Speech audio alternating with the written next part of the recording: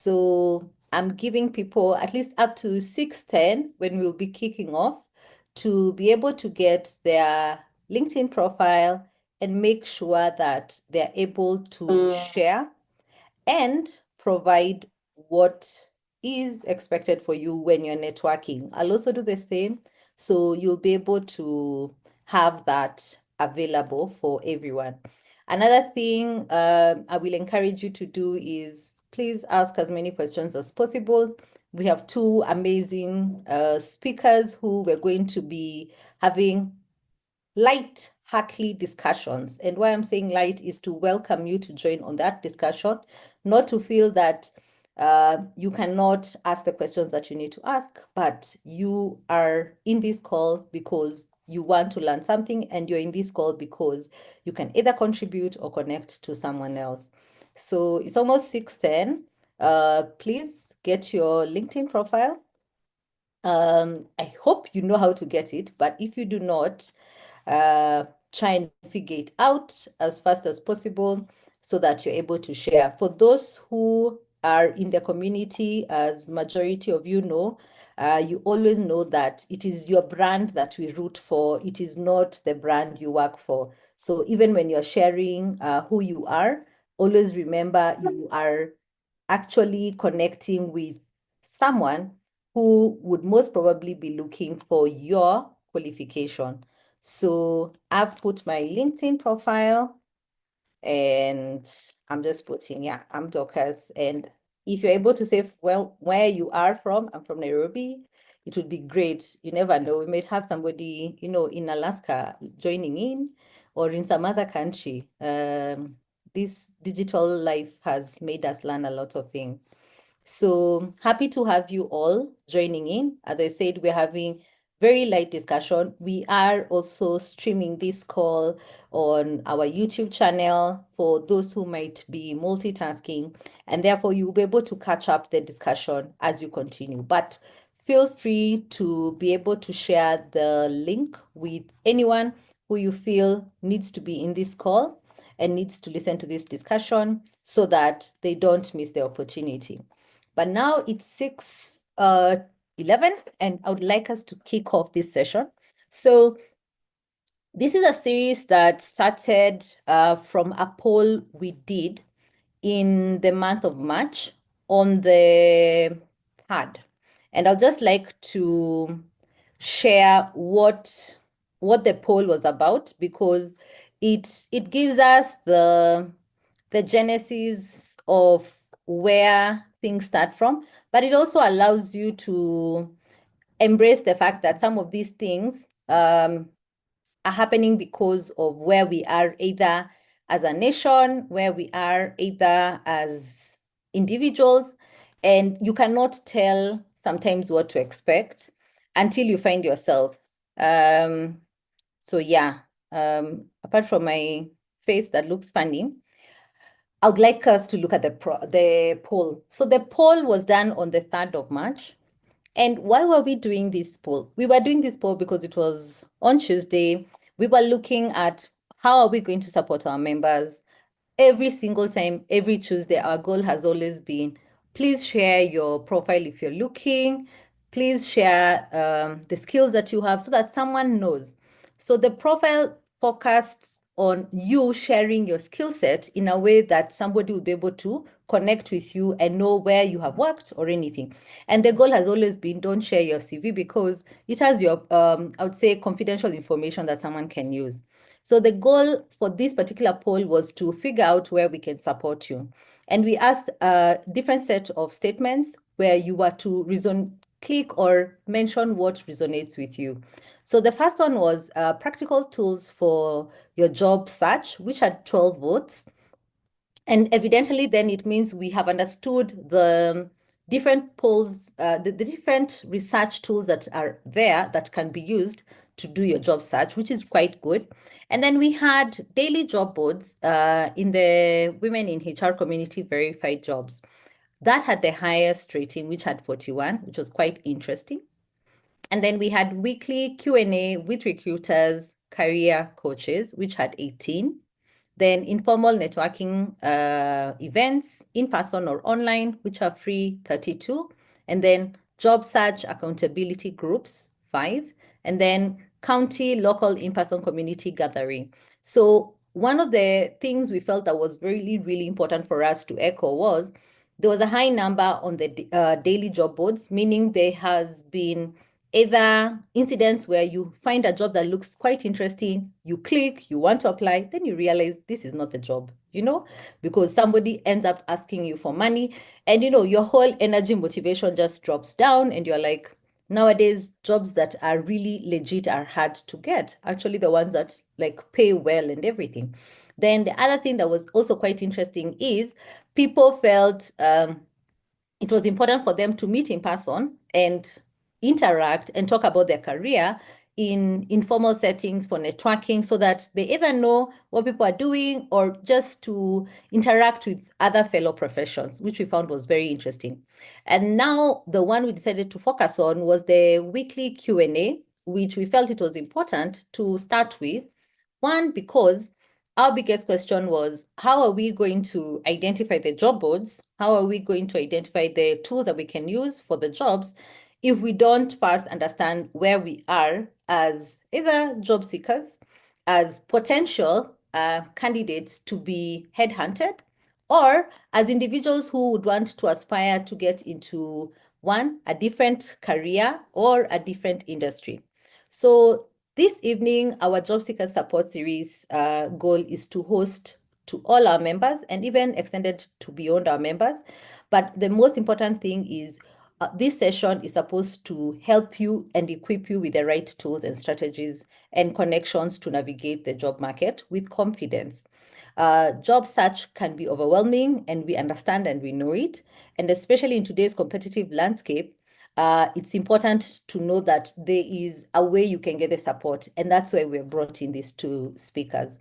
Through this discussion, we aim to provide practical insights in a strong supportive network to help you take charge of your career. So remember, it's more of equipping than us holding your hand and actually doing everything for you, but equipping you with the right information so that you are able to carry out the task yourself. In this event, it's all about actionable learning and real connection. Our goal is to help you refine your job search strategy, position yourself effectively for opportunities, and leverage networking as a powerful tool for your career growth. Whether you're looking for ways to optimize your CV and LinkedIn profile, ace your interview, or build meaningful professional relationships, our expert speakers are here to guide you. By the end of the session, we hope you will walk away with new insights, increased confidence, and a clear roadmap for your next career steps. As we mentioned, we are recording it, and therefore it means we will do our best to make sure that you are able to get it for you to follow up for the next things. So without further ado, I'd like to introduce Lorraine and Rose. And I'm sorry if my network plays around today, but one of the things I must say is I've known both of them in different spaces. And the most amazing thing is when I was asking myself who should be in this call, like who should be a speaker in it, I kept trying to figure out who are the two people I know who can, in a bold manner, smile and say yes without, saying no or saying, oh no, I'm too busy. And I thought of them. And one of the amazing things I must say first about Rose, and I asked everyone to research about Rose, which I think I should give an award so that people tell us what Rose has studied, was what her education background is. It's amazing how people can evolve. And as we are looking for our next role or our next jobs, you must know that transition is the most powerful tool you can have as an individual. You are the one who can decide where you can be and what you can do with the skills that you have. So Rose Mwende is a seasoned recruitment and executive search consultant, specializing in connecting top talent with impactful organizations across Africa. She has expertise in talent management, having worked with diverse clients across sectors such as technology, logistics, and supply chain, manufacturing, NGO, social enterprise. She has led executive and senior level placements in operations, sales, finance, HR, technology, among others. Rose holds a degree in computer science and is also a certified life coach. Eh? Mumeskia, she holds a CHRPK. Anyway, that's a lighter note, joke, sorry people, but I'm just saying, I just needed to put that out there. She has computer science. So you can be in a very unique space and you might think you may not be able to contribute to certain spaces, but depending on how you're able to identify your transferable skills, you can actually place yourself well into the market. So Rose, welcome. Kindly just say hi to everyone before I introduce Lorraine. Hi, everyone. Thank you for that introduction. I love it. And yeah, I'm grateful to be here and excited to, get to address some of the questions that, our audience have and to just share some of the insights I have as a recruiter. And also just doing this alongside these two amazing ladies. Such a pleasure and an honor. So thank you, Dorcas. Thank you very much for accepting it and thank you for being here. So our next speaker is Lorraine. Lorraine, your second name, I'm struggling. Let me just be kind to my own language. Sisi tuko tu na shida zetu. But Lorraine is a dynamic HR profession committed to redefining the people management space. Currently the head of people at Akili TV. Her approach balances innovation with empathy, ensuring that organizations never have to choose between people and performance. I really love that. With a pen chart of curiosity in understanding what drives individuals and teams, she brings in human-centered ethos in HR. And as you just say hi to people, I just want to understand how you are able to help organizations choose between people and performance because there's a way performance has a way of elevating the discussion higher than us people. So over to you, Lorraine. Thank you, Dorcas. I think before, hi everyone. I'm glad to be here. I'm happy to be here. I always love such sessions and interacting with like-minded individuals, honestly. And I'm happy to be here alongside Rose and Dorcas. A fun fact as well is I also did IT. Actually, my degree is a Bachelor of Science in Innovation Technology Management. So as IT girls, we're winning.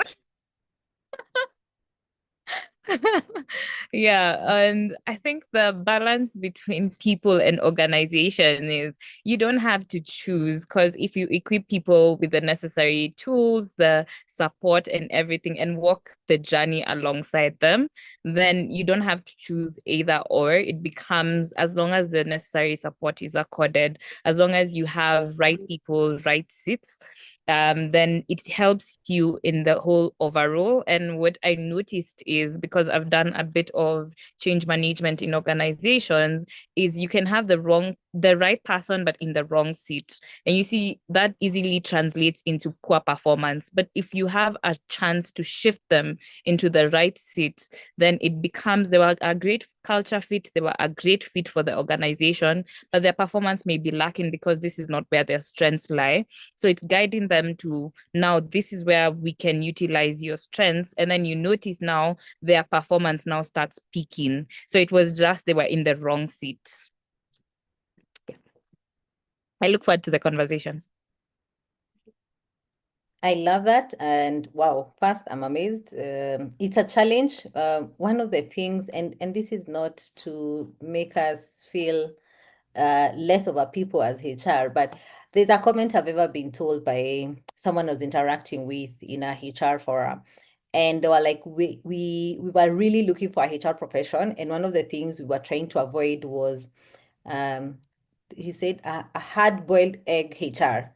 And I said, what do you mean as a hard-boiled egg HR? Because I was like, now I'm up in arms. I need to defend this space I'm in. But the question here was, the challenges they had seen were people were sticklers to the policies so much that they were hard bent on not bending. And it was either this is what the guide says or we're not doing it. And they realized when they got somebody who had a previous either education background or previous work experience in a different space and then got into HR, they were able to bring the business strategy, the business aspect, the indifference in it. And they felt the contribution was way better. Not that the other person wasn't good enough, but this person had a different perspective rather than the obvious perspective that you would expect maybe from a textbook. So it's really interesting to first have you two. I didn't know both of you are like thoroughly into comps, which is very interesting. What I was aiming for and what I looked at on your profiles was recruitment as a key aspect. So it's really interesting to see that people can navigate and get into a space, but evolve in a way that even what they studied in school doesn't become the main dominant skill that is utilized at work.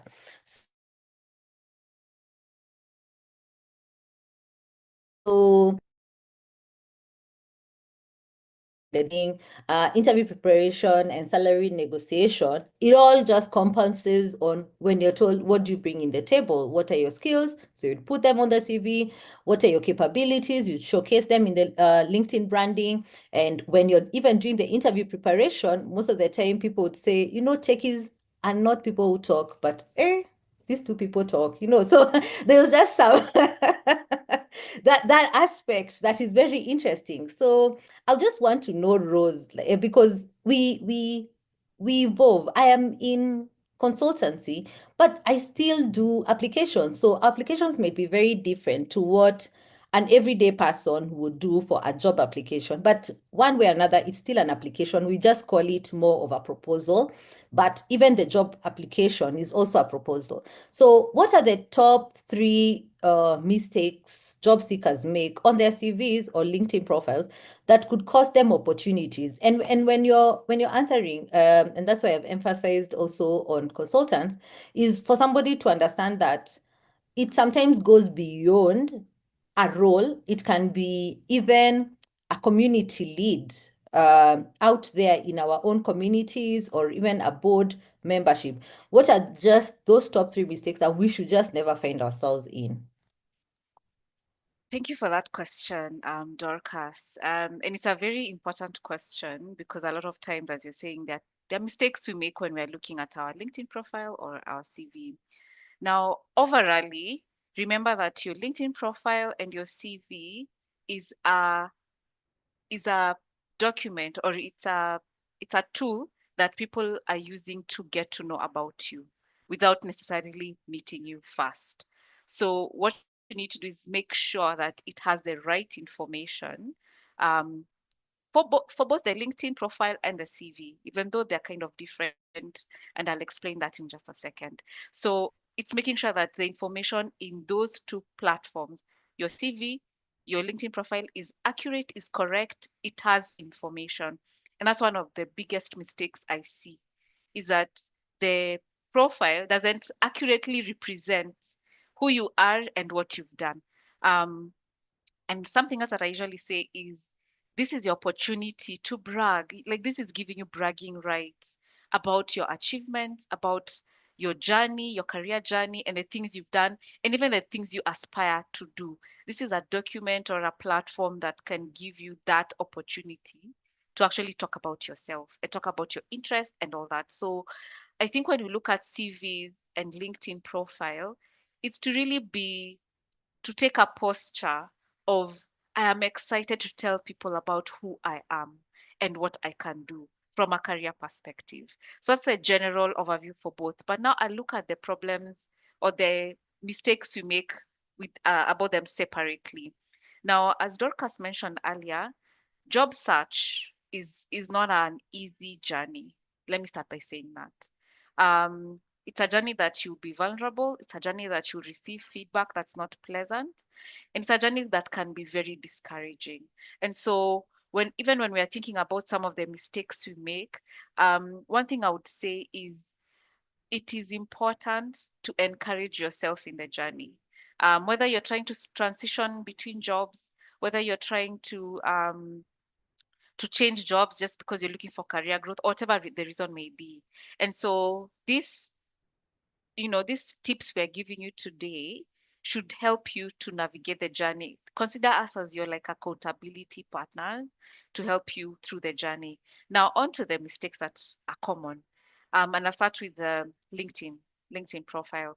And I like that Dorcas has asked us to share our LinkedIn profiles. And I'll take time to sort of like look at your profiles separately just to see, how it looks like.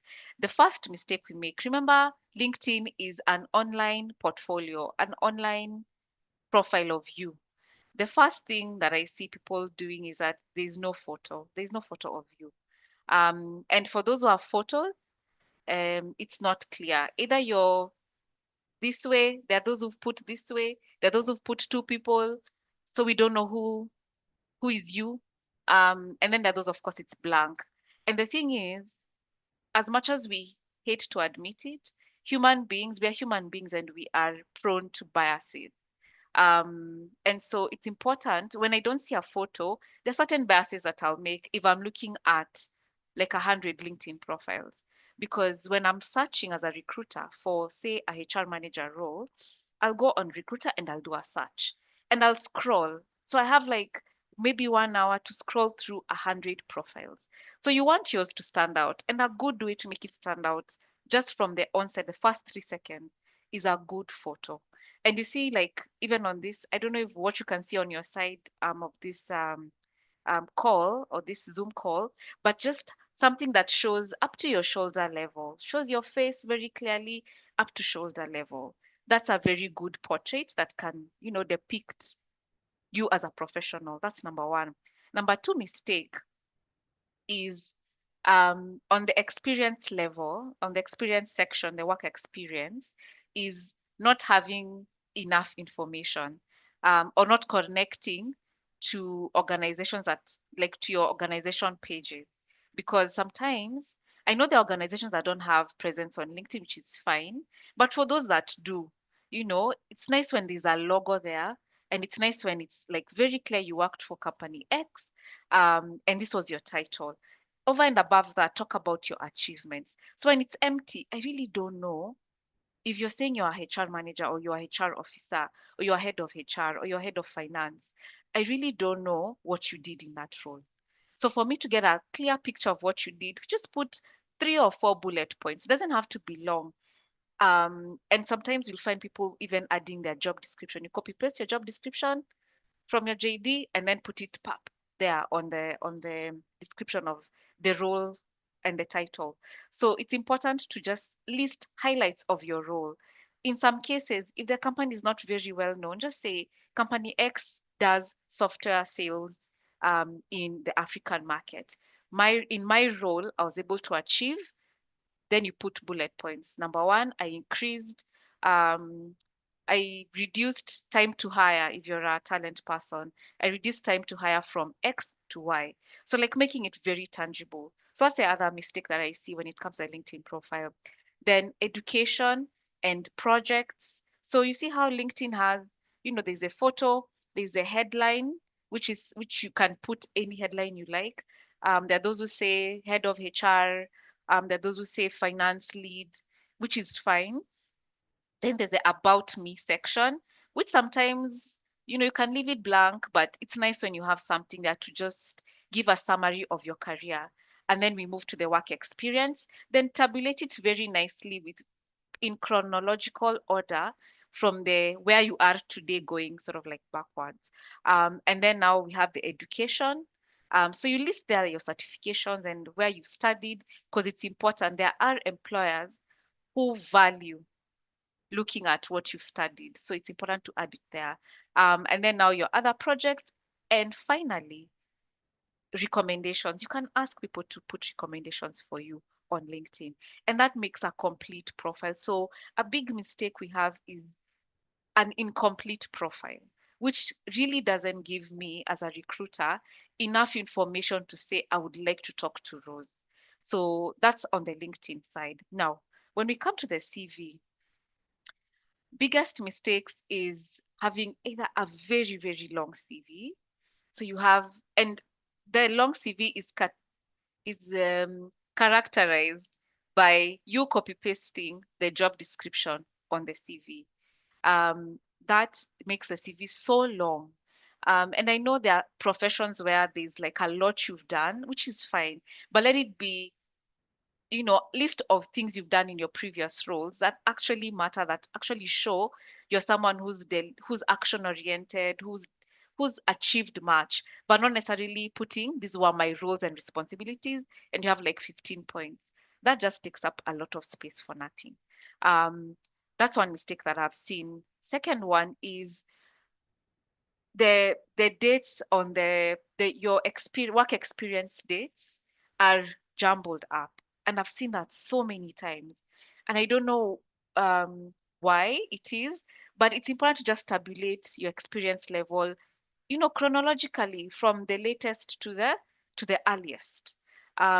Just chronologically, don't start with the earliest, start with what you're doing now, going sort of like to your earliest work, like the years where you worked and the company that you worked for. And that's the second one that I've seen, it's quite rampant. So there's a long CV, there's a putting in, your job description into the CV. And then there's a lot of times you'll find um, it's important, let me say it is important to put in your achievement per role and talk about the things you achieved. Because as I said, a CV is your bragging rights. It's your right to brag about the things and the amazing things you've done. And you can tabulate it, even 3 or 4 or 5, and just say, these are the things I achieved.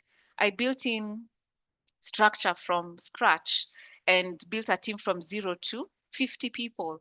I introduced HR policies. Those are things that you did that are tangible.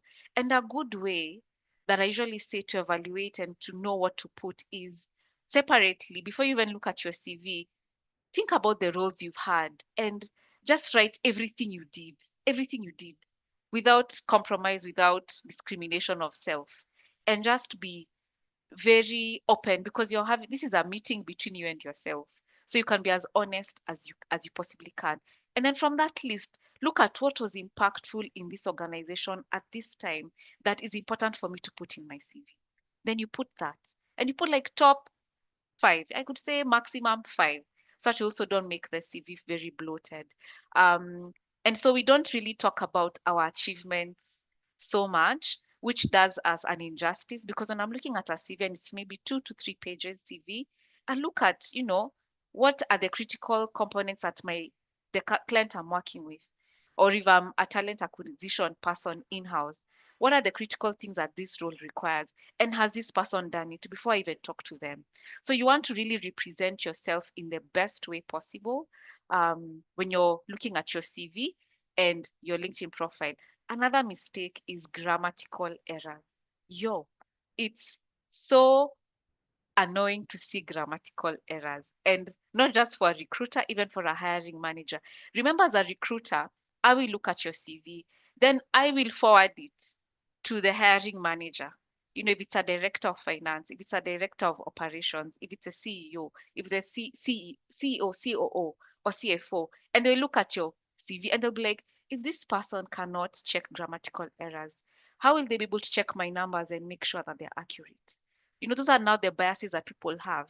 And so you need to make sure grammatical errors, there's all these tools you can use to make sure that you don't have those kind of mistakes in your CV. So those are some of the mistakes I would say, without taking so much time, that you can look at just off the bat as you're thinking about revamping your CV and revamping your LinkedIn profile. I love that. Lorraine, anything you'd want to add on it? Yes, Rose has been very. I was ticking off whatever I had in mind. I'm like, okay, that one gone, that one gone, that one gone. But yeah, she's covered quite a good bit. Maybe what I'd reiterate is on profile accuracy and representing who you are, ensuring what is on your LinkedIn profile and what is on your CV match? Because I've gotten CVs where, okay, so you're writing on your CV, you are a manager, and on your LinkedIn profile, it's associate. So whether it's you've not yet updated it, or my assumption as a recruiter would be you're lying on one, and I can't be sure which one is the lie, because they are not tallying. And as well as companies, you write a whole list of companies you've worked for on your CV, but then they're not on your LinkedIn profile. Especially if I can search the company and I see it's on LinkedIn, it might be you've not actually worked for the company, because sometimes companies can flag a person who has not actually worked for them, and then they're removed from that, from their list of employees. So when that happens, it means that there's somewhere that there's falsified information. Then the other thing is overloading your CV or your LinkedIn profile with unnecessary or irrelevant information. There are some things you don't necessarily need to point out, especially if then your CV becomes it's 5 pages, 10 pages long, especially if you've had a long history of work experience. It's the shorter, the better, because we're looking at spending 60 seconds looking at a CV and moving on to the next. So we won't read through each and every single thing. And then the other thing, or the other mistake, would be don't leave out soft skills in your CV, or even on the skills section on LinkedIn, because soft skills are very important. Something like communication is not something that you would leave out, especially because communication is in almost all JDs or all job descriptions. You need to be able to communicate with team members. You need to be able to communicate with different stakeholders. So don't leave out the soft skills. The other thing is inconsistency in formatting. Oh my goodness, especially on, okay, LinkedIn, there's no inconsistency, but in your CV, let it have the same font, let it have the same font style, let it be at least there's some consistency. Even if there are different font sizes, like for titles, for job titles, or for things like that, there needs to be a consistency in what how your CV looks like, especially for application tracking systems. Is that inconsistency, then for example, you notice if you upload your CV for an application tracking system and it has to pick things, now the inconsistency confuses the system, right? And then also over recently, especially with ChatGPT and all AIs, then there's the overuse of buzzwords and jargons. And you read a CV and you're like, is this you, or is this a machine? Who wrote the CV? Because it doesn't sound like normal, how a normal person would write a CV. So it's filled with buzzwords, and when you get to the interview, you can't even explain some of the things that you have written on your CV, right? And then the last thing, which for me is very weird. So last two things is sending your CV with a weird email. So, the emails people create when they're in high school. I once received a CV and it was Flaticalos. And in my head, I'm like, is this your name? Or was this an email you created when you were young and have never changed it? So let's have more professional email addresses. And then two is when you're sending out your CV to a recruiter, especially on email, have a subject, have a body, and have the attachment. So don't just, the other thing I've seen a lot is people apply for a job, but they might put the subject, I'm applying for this job, and then they just send the attachment, no explanation, no body on the email or anything written. They just send it like that. And worse off if you don't even have a cover letter accompanying it. It's like, okay, you are told you are forwarded a job and you're like, okay, let me try my luck, attach email, send it and see what happens. Yeah, so let's ensure or endeavor to have at least write something so that someone sees, okay, this is a serious professional who can actually communicate what it is that is needed to be communicated, and in an eloquent manner. So I really love the things you've shared. And one of the things I have picked, which is a great hack from what Rose said, is how you connect the company you have worked for. If they're not on LinkedIn, just put the details that are on their website. So if you put their link for their website, it actually generates and it gives your section. If you don't have so much to put, it gives you the upper section to explain what the organization does, especially if it's like a technical organization and every time you say the name, people get confused on exactly what the organization does. The other interesting thing I've loved from Lorraine is the use of buzzwords. I think one of the mistakes we forget is there are certain words that, unfortunately to say, is we're not using them in Kenya. So you put them in your CV, and then somebody is like, okay, what's going on here? Who are you talking to? Are you talking to a machine? So it's true, you need to make it readable in terms of human context for it to make sense. I think using AI is good, but overusing it is what injures us most, because then you'd get totally confused. Then the other thing I really appreciate, Lorraine, that you've mentioned is the simple things, etiquette in terms of what kind of email are you using. One of the things I teach my kids is you have to have, like, not really an adult email, but an email that is like readable. So I've seen my daughter evolve from making very interesting emails to now accepting and realizing she needs an email she can say out loud if asked in public. And I think that's the test of our emails. Can you just say, this is my email? And if you can't say it, then okay, and to you, that's something you need to test. So for everyone who's joining, first, I must say thank you very much. But also just to highlight the fact that just in case you've missed out anything, we are recording this and we'll just put it on the YouTube channel. These are those conversations you listen through as you are looking at your CV and your LinkedIn profile. And I appreciate what Rose said, that she will do her best to take time and look into your profile. I have put my LinkedIn, Rose. I will really like feedback, because we keep learning. But also something to mention about LinkedIn that people might get confused. When you look at people who are very high ranked in their CEO roles and have been there for more than 15 or 20 years, you'll discover something that might confuse you to do it on yours. And that is, they don't put so much about their role.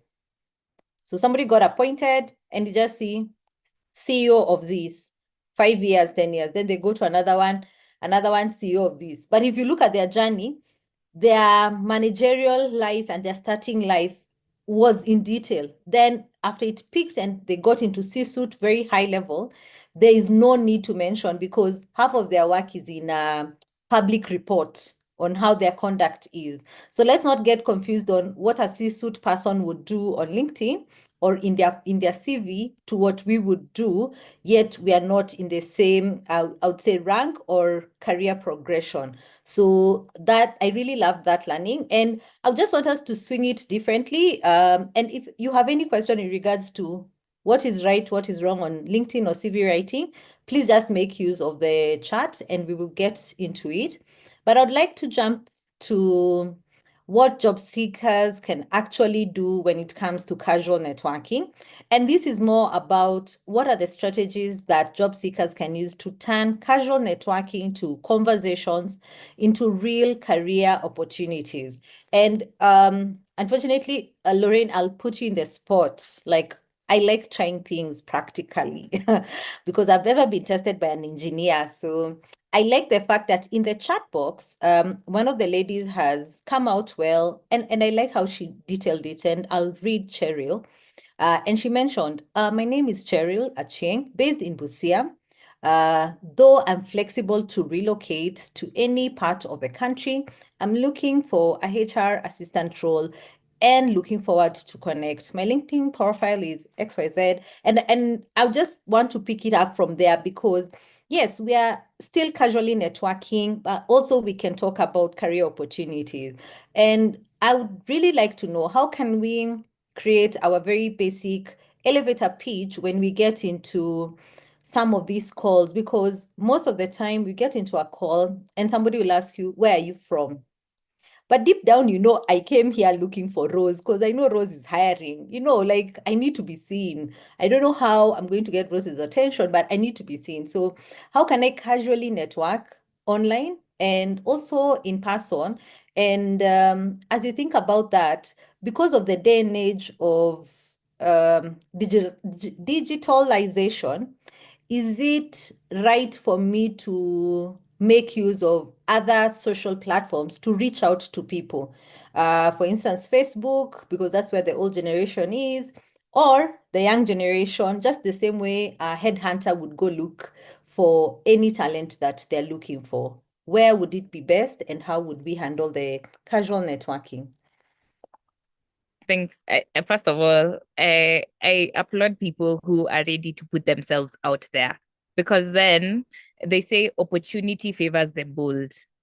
So it's someone will see that and will be like, immediately, this is someone who's very proactive.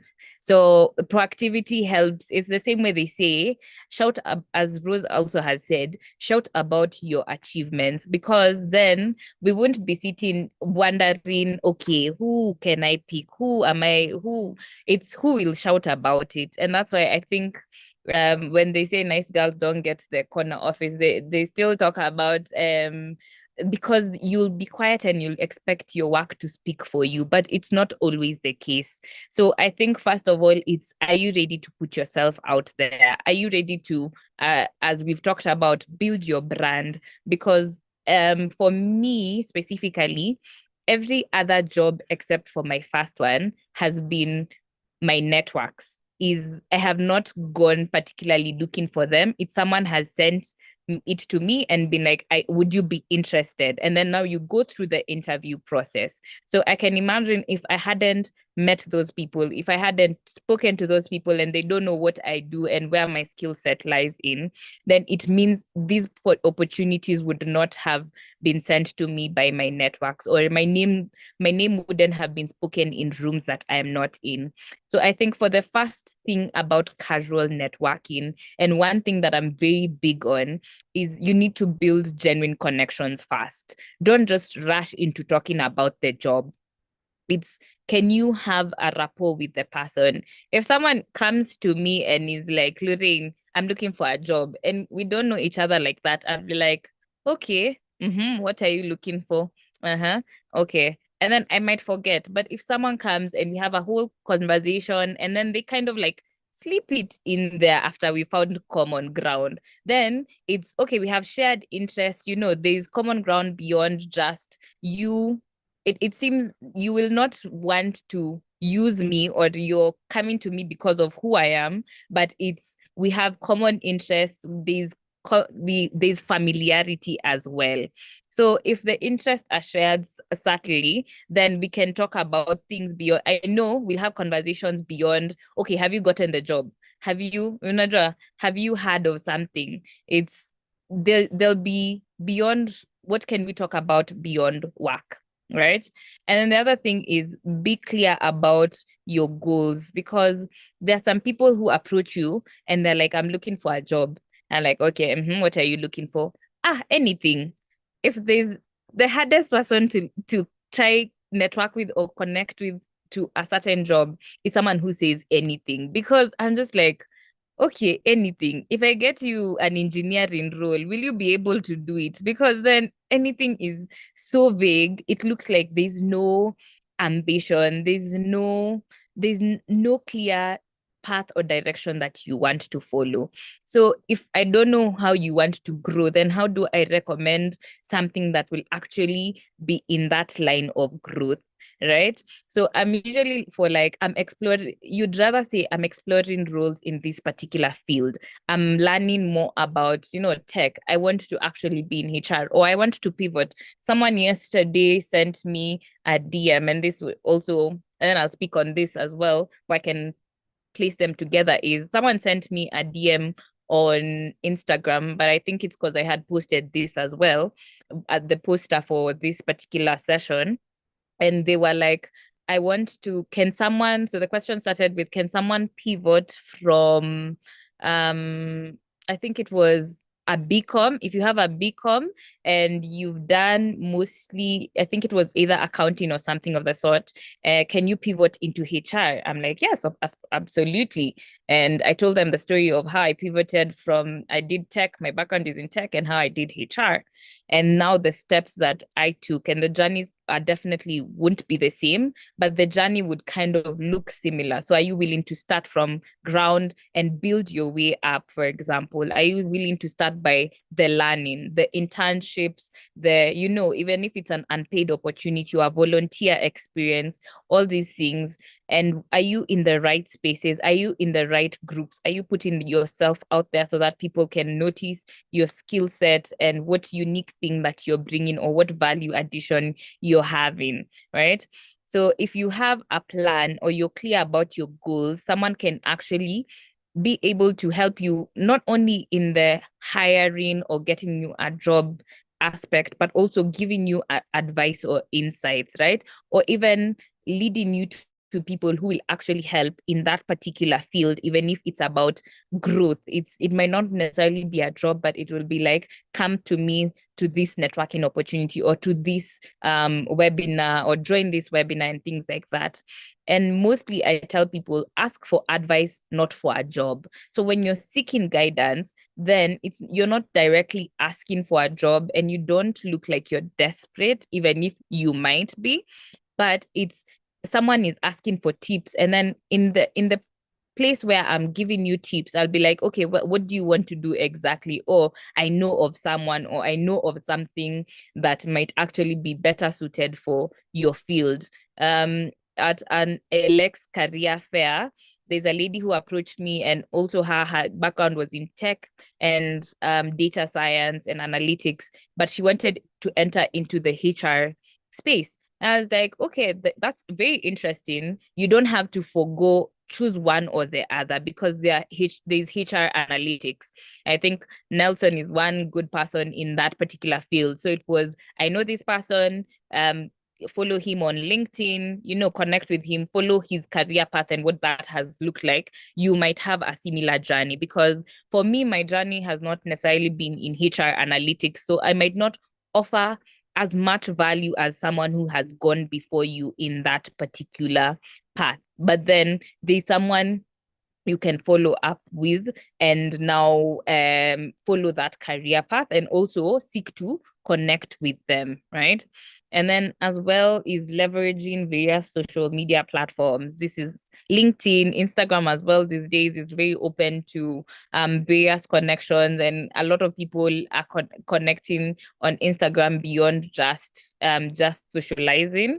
So it's LinkedIn as well has very good avenue for sending personalized messages on people you look up to, or even referencing conversations. I usually tell people, especially if you're in a session like this, or you're in a career fair, or you're in anything that has to do with networking, leverage on LinkedIn, i.e., send a connection request with a note to the person afterwards, ideally between 24 to 48 hours, so that they don't forget who you are.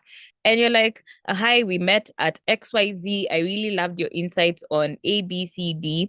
I hope we can connect more on.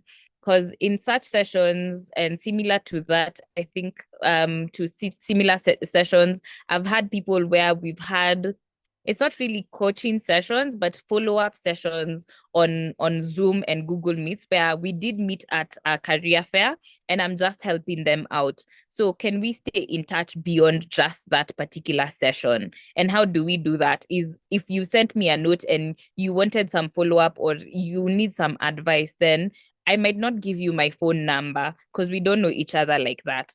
But LinkedIn, that's an open avenue for us to keep in touch. And I can always follow up and be like, oh, you say you talked about wanting to do this and this and this. Have you been able to do it? Do you need more assistance or support in the same way? The other thing is, I might not be the person who will help you get to where you want to be, but I might know someone. So in case you need an introduction to someone who I might know, then who might help you, then that's another way to be able to have these casual conversations and networking sessions that actually guide your path in which how you want to grow to. Yeah, I think those were the. And then the other thing is just be genuine in all your interactions. Be genuine about your intentions. Oh, and I also tell people, don't only network app. I got this from a friend. People are usually very keen on networking app. Oh, Dorcas is in this session. Let me go talk to Dorcas. I don't want to talk to my neighbor. I don't even want to know what you do or what. Me, I've come here for Dorcas and Dorcas alone. Dorcas is my target, and that is the one person I will talk to tonight. But no, talk to your neighbor. You never know who will be where in 1 year, 1 year's time, 2 years, 3 years, things like that. And also, when you network with your peer, someone on the same level, you understand that you have similar challenges. And you'll be like, oh, wow, kumbe, I don't go through this alone. But if you only network up, someone like Dorcas has like 10 years, 15 years of experience. So they won't understand. They might understand, but they're not in that season in your life, in their life at the moment. They bypassed or surpassed those challenges and are now in the next segment. So when you network with your peers, you can always go back and be like, how did you deal with the situation? Did it get better? You know, things like that. And you feel like you're going through life together. So don't always look to network up and be like, what can they do for me?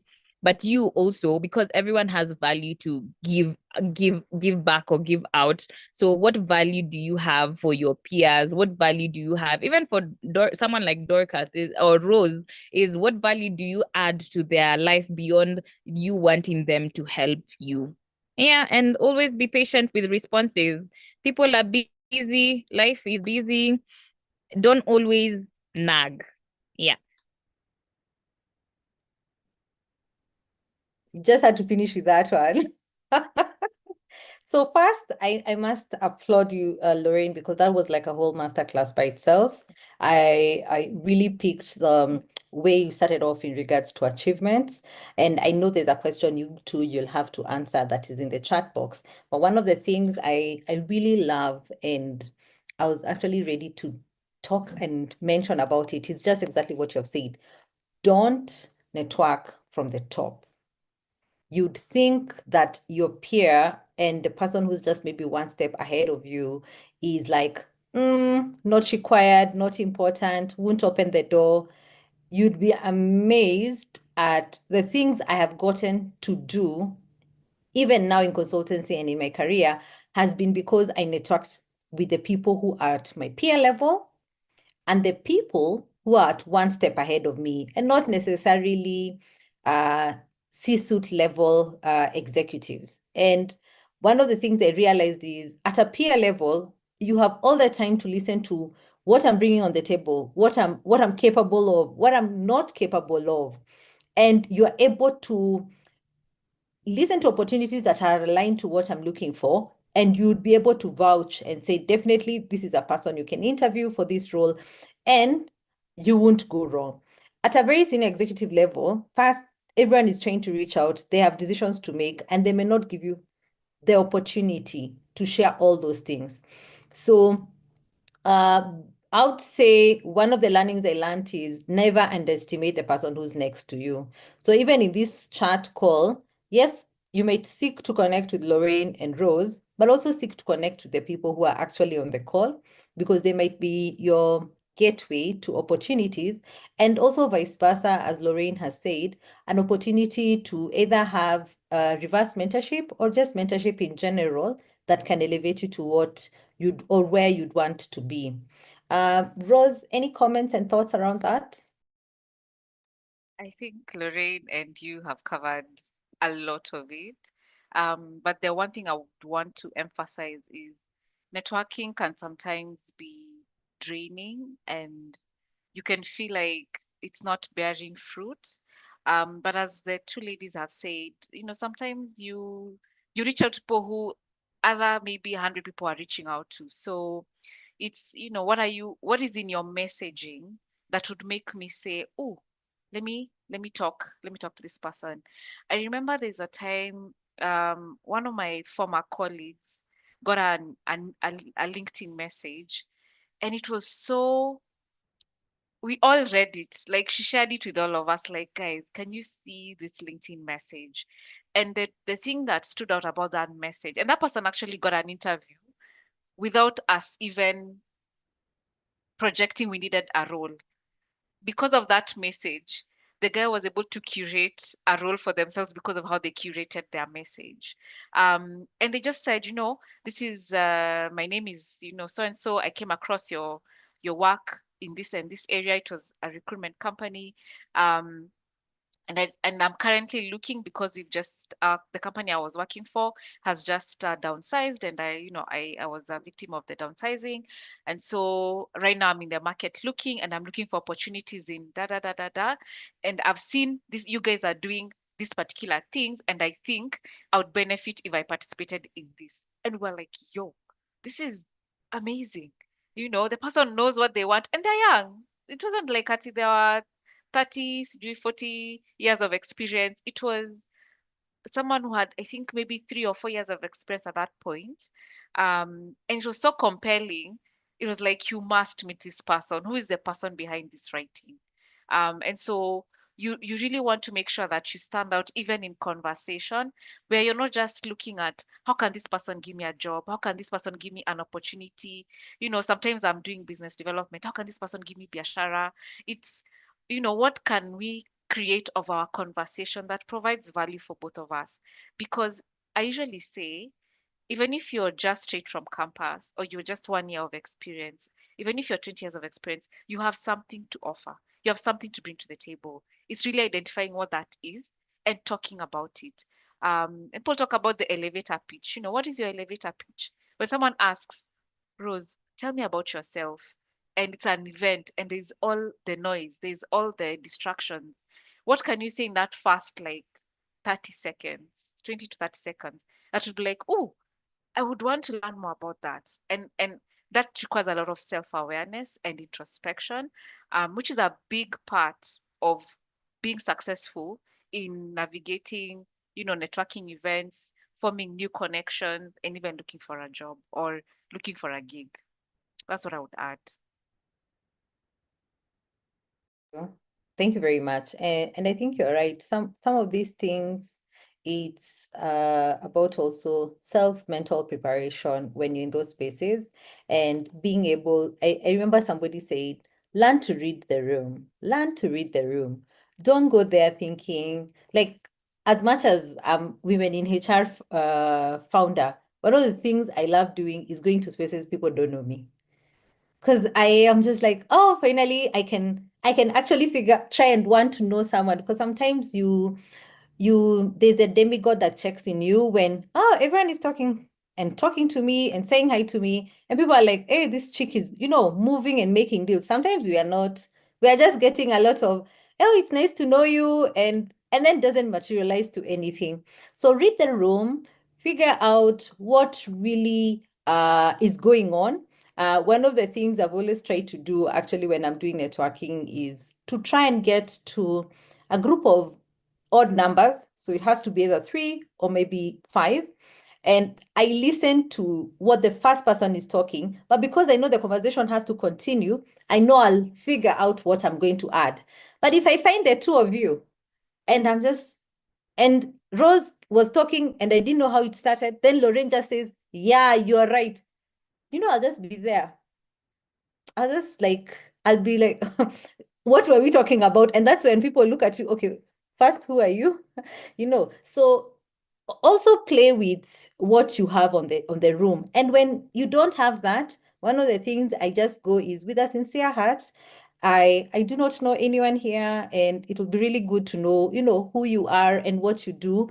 And removing the focus from you and allowing the person to feel important, they actually come out and reciprocate the same, and you will be allowed to express yourself. So I think one of the tricks with this is you have to practice it. So ladies and gents, you have to figure out which is that right space that you can practice some of these discussions.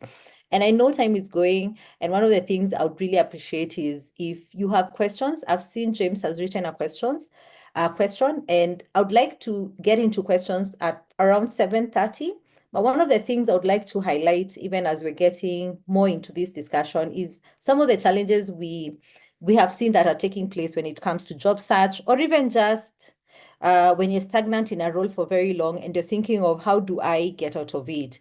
And one of the things we realize is currently there's a high unemployment rate and job market saturation. So if you look at the landscape of the economy of Kenya, there are certain bodies that actually track and pick up some of these things. And one of them is NEMA.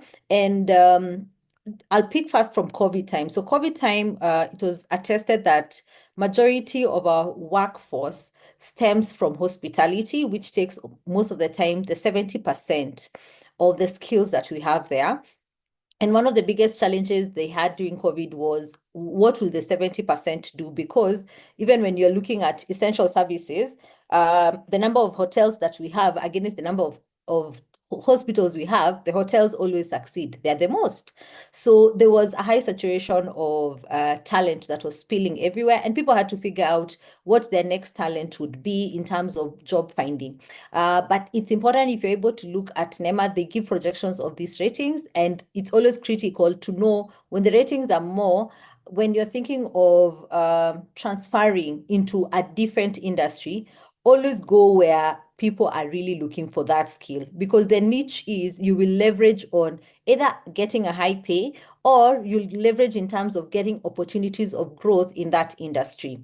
And I know right now people would say it's tech, but it's not only tech. We have quite a number of other industries that are coming up right now. Yes, we have the agriculture, but now when we combine the agri-tech, that's a whole industry by itself. So you need to ask yourself, what are your transferable skills and how do you stay positioned in a way that should be unique against the high number of unemployment? Then there was the other issue that was again identified, that is mismatch between skills and market demand. And this is one thing that tends to be very clear, either sometimes when a role is projected and it has been mismatched with the skills that is required, or you get an overflow from institutes of learning, and then when they get to the market, the job demand market is demanding on a different kind of skill set. So one of the things we have seen in the country is either people thinking of how can I, get out of this country and get a job that is outside there, or how can I get to a different industry altogether? Because where I am, I feel that either the skill is just saturated, it's available, and therefore the pay is not commensurate to the demand in terms of your responsibility. Then another thing that people projected was limited networking and access to opportunities. I feel it's a yes and a no, because it depends on where are you networking or what networking opportunities are you looking for, and also which opportunities are you searching for, because every person has, I would say, the ideal scenario of their workplace. So you also have to ask yourself, if I'm networking, have I really looked through all the spaces that are out there? And I'll make sure I share some of the spaces you can get free networking spaces, and you can get paid networking spaces. Free networking spaces would demand two things. People always tend to exchange. It's more of a barter trade. You're coming in, we collect your data, and then you can be in the space, or you'd have to pay in order for you to be in a certain space.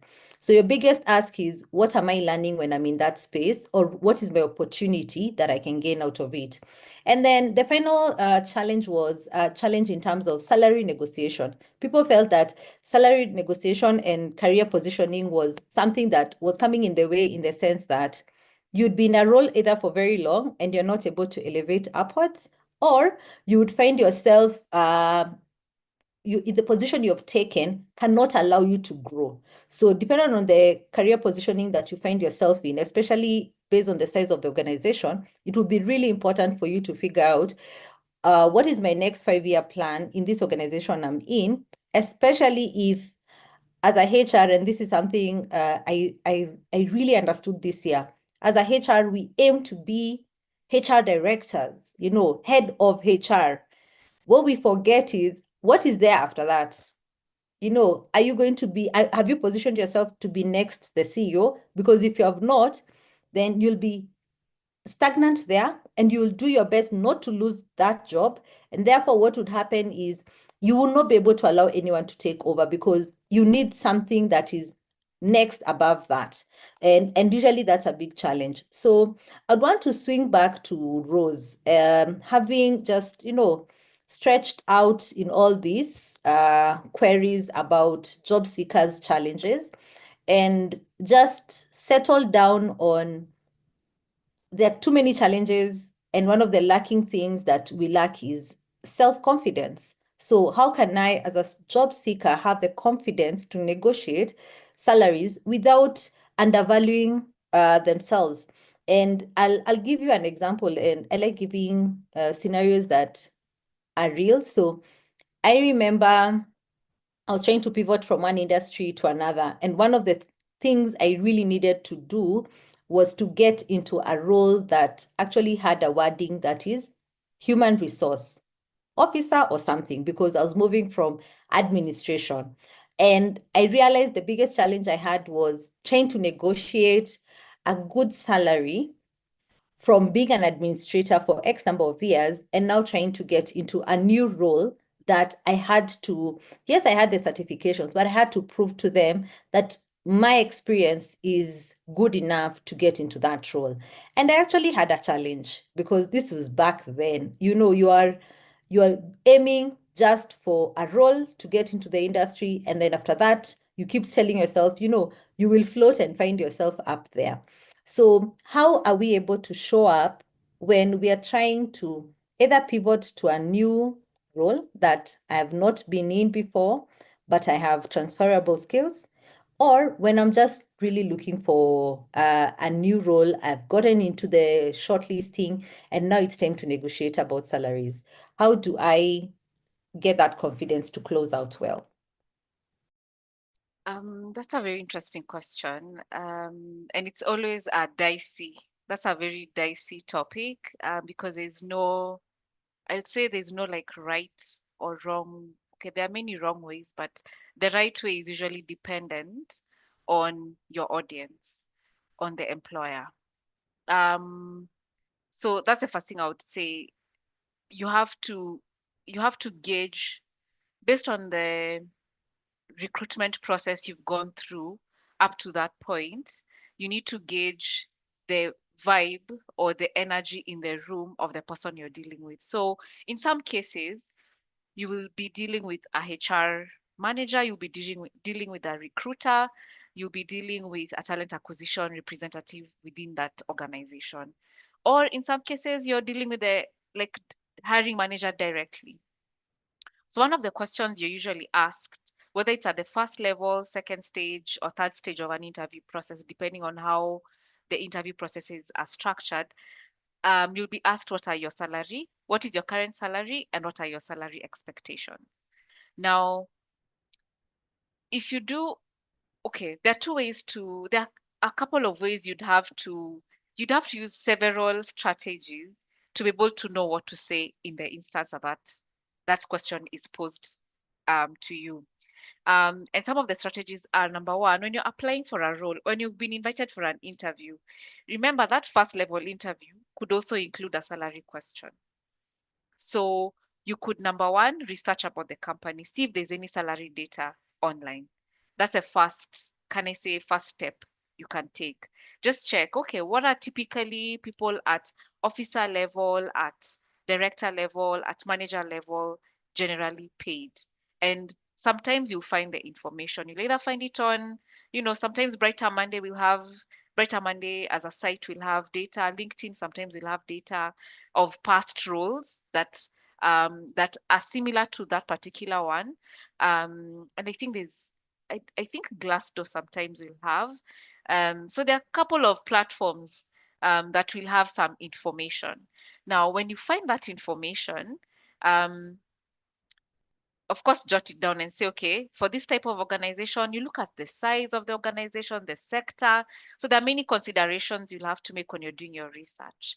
And so I would say, don't be in a hurry to conclude on salary when you're doing your research, but be prepared to be asked that question at the first level of the interview, whether with a recruiter or with the hiring manager or with the HR person within the organization.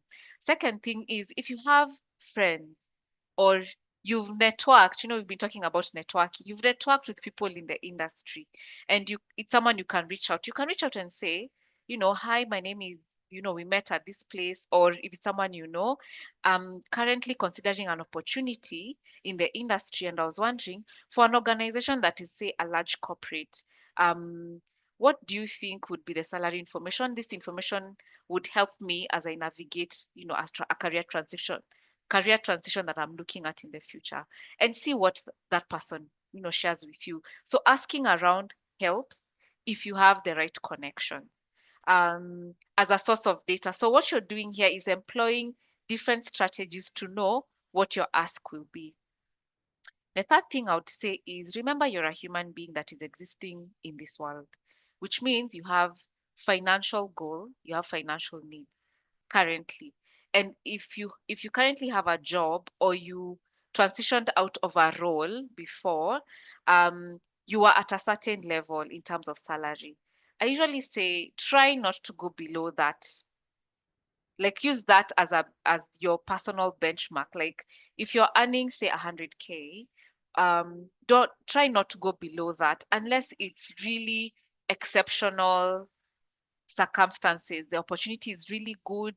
You're at a point where you're able to take a salary cut, or sometimes circumstances may just force you, and it happens. But I would say have a threshold where you can say, beyond this point, I can't go below. So when you're asked what is your salary expectation, you can give a range, although I usually don't like when you give a range because people will generally go for the lower value. If you say, I'm looking for 100 to 150, negotiations will start from 100. So look at where you are at in your career, what kind of skills you have, research in the market. If you can get access to information from people and say, from this 100K, I'm looking at growing by this percentage because I know this is what I'm bringing to the table as an individual with my skills, but also this is where my financial goals look like. This is where I'm hoping my financial goals will get to by taking on this role. And make that ask and have a fixed figure. And you can say and go, if you have say 100 to 150, start with 150 and say that is your ask, for example, and then say I am willing to negotiate. That's if you're willing to negotiate, because then that opens up room. If that was the first level of interview, it means that by the time you're getting the third level of interview, there's room to negotiate and they've considered your ask. So those are some of the tools or channels you can use to gauge how much you should ask for. But I would say don't be shy to make your ask because you know your skills. You know what you've gathered so far in your career. You know what you're bringing to the table. You've had the discussion. You've looked at the JD. And very few people will be unwilling to listen to you or to negotiate. Very few people will be unwilling, though they are there. But I would say always look at how can I make this conversation beneficial for both of us, and then make your ask. And don't be shy to make your ask, because this is your livelihood. At the basic level, this is your livelihood. So those are some of the pointers I would give off the bat. Great. Thank you. I think one of the things that is very important and crucial, and you have said this is our livelihood, and we have to make the ask, and we also have to know our figures, which is really important because sometimes we walk in excited and we're like, we made it to the interview. It's a big organization. They must have a package. Why are they asking me this, elusive question, which they have an answer to? So sometimes people tend to forget that you can walk into a room and you have not done the actual home take. And then you're asked, are you sure you're okay and comfortable with this home take for this gross? So this is where I also say, figure out how to use Arena as a quick way of just calculating what your gross, what your net is. Because I was trying to tell a team of students I was doing mentorship on, that no salary will give you a round figure, so you can't come and say my gross is 200,000 and you're there insisting this is the net I want to take. And I'm like, if you're asked how to run back that number to a gross, then you would have a challenge. But if you sort of know how to play around with some of these things, then you know how to respond to that question. Lorraine, I don't know if you have any response to this in regards to getting it all confident when it comes to salary negotiations. Yeah, I do have a few things. One, echo Rose, do your research. So one of the things is I realized in like research and reading different pay scales. I don't know, I'm big on pay scales, but now looking at industries, the same roles don't earn the same amount in different industries. So it's look at the industry, look at the role, look at the geographical locations. I don't know if people have come across these jobs that they say if you're in South Africa, we'll pay you this amount. If you're in Kenya, we'll pay you this amount and things like that. And it's because they also look at where do you live, where will you be working from, and what's the standard of living. So the same job, if you are maybe in South Africa, won't pay the same if you're in Kenya. So that's something to keep in mind. And as well, is it a startup? Is it a governmental organization? Is it an international company? Things like that. And is it paying in Kenya shillings? Is it in USD? Things like that. For people who want to earn in USD, I hear the best first step is to open a USD bank account. I think I should open mine. and then take into consideration your experience. And if you have none, or you want to pivot to something completely new, are you willing to build from ground up? Are you willing to take a salary cut? Are you willing to, start from the bottom and then build your way up into where you want to be? Most people are usually, that's the fight that they have in them, that I want to pivot, but I have like 5 years, 8 years of experience. But then me starting afresh means me taking a pay cut. So what does that mean for you, and how does that look like for you? And then the other thing for me is when you're beyond focusing on like salary in and of itself, you can look at, it's called compensation and benefits. So many people look at the compensation and forget about the benefits. So it's what else does the company have to offer, or what else can you negotiate for? I remember at one of the companies I negotiated for gym benefits. It means if they're not paying me a certain amount, at least they're paying for my gym. So then I don't have to budget it into my personal finances. So then it kind of balances out, right? So what do they have beyond just the money? Do they have medical? Medical means whenever you get sick, or even your family member, and it's medical for, is it M or is it M plus? So M plus is you and if you have a family. So then it means either you or your family is going to hospital. You don't have to pay out of pocket, or you don't have to pay for a personal insurance plan. It's within the budget of the company. So and other things like lunch, do you have to buy lunch, or the company provides lunch and airtime?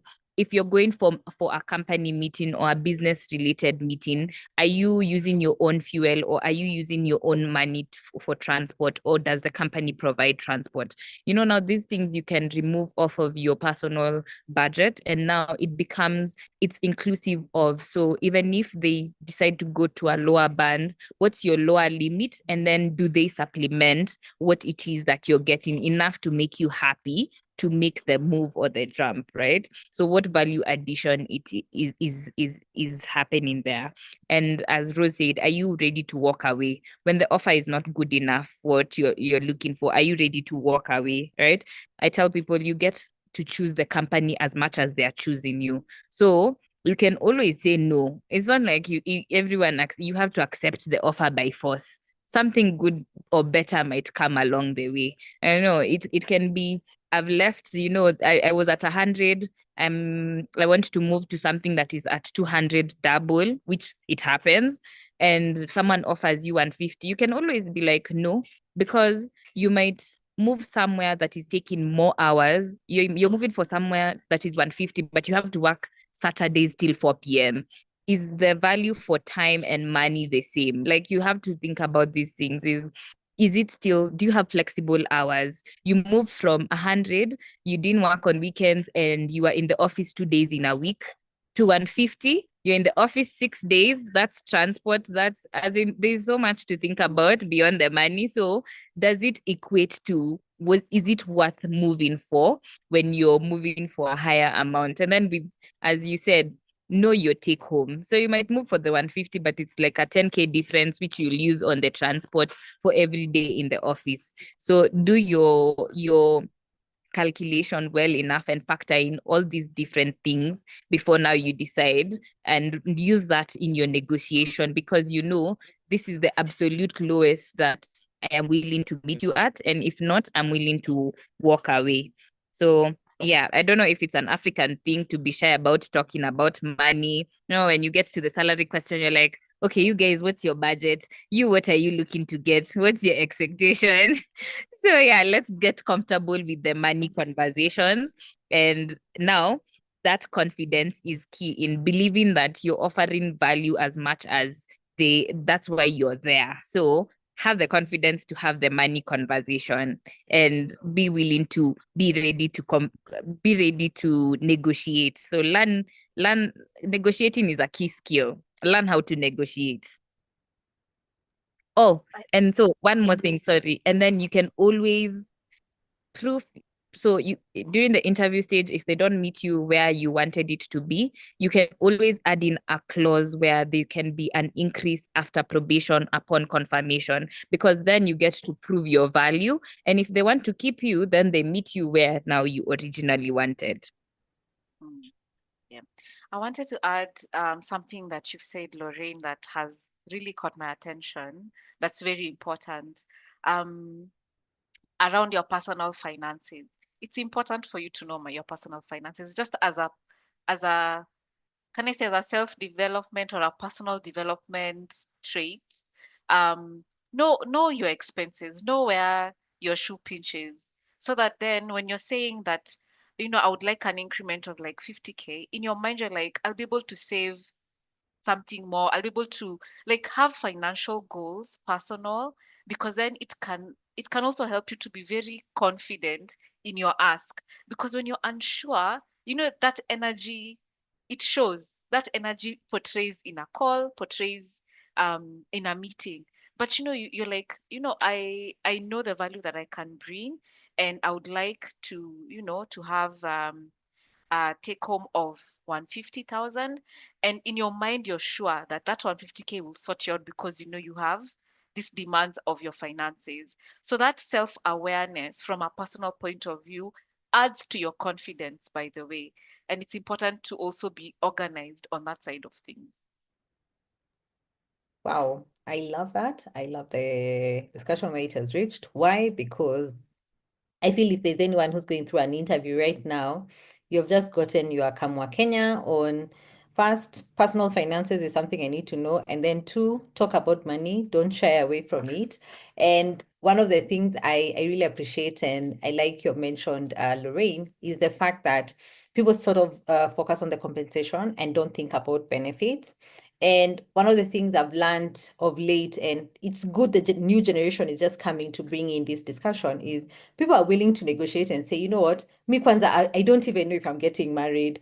So why are you giving me a medical cover that at sijui it's worth 250K? Who told you to spend? Well, not in that manner, but can we have the discussion of I am okay, especially when NHIF was there, people were very okay surviving on NHIF and paying their small basic bills, and then pushing a little bit of that spending on that premium on their salary. And those are discussions where you negotiate before getting in, because you don't know what's going on once you get in. And you're right on the number of days of the week. I remember I was working in hospitality, and we had, you hire one of the C-suite people, and then you discover there's real negotiation that takes place over there. So we used to work 6 days, half a day on Saturday. Let me tell you, that woman came, and that Saturday, she came was the last day we worked on Saturday. because she negotiated and said she doesn't want to work on Saturday.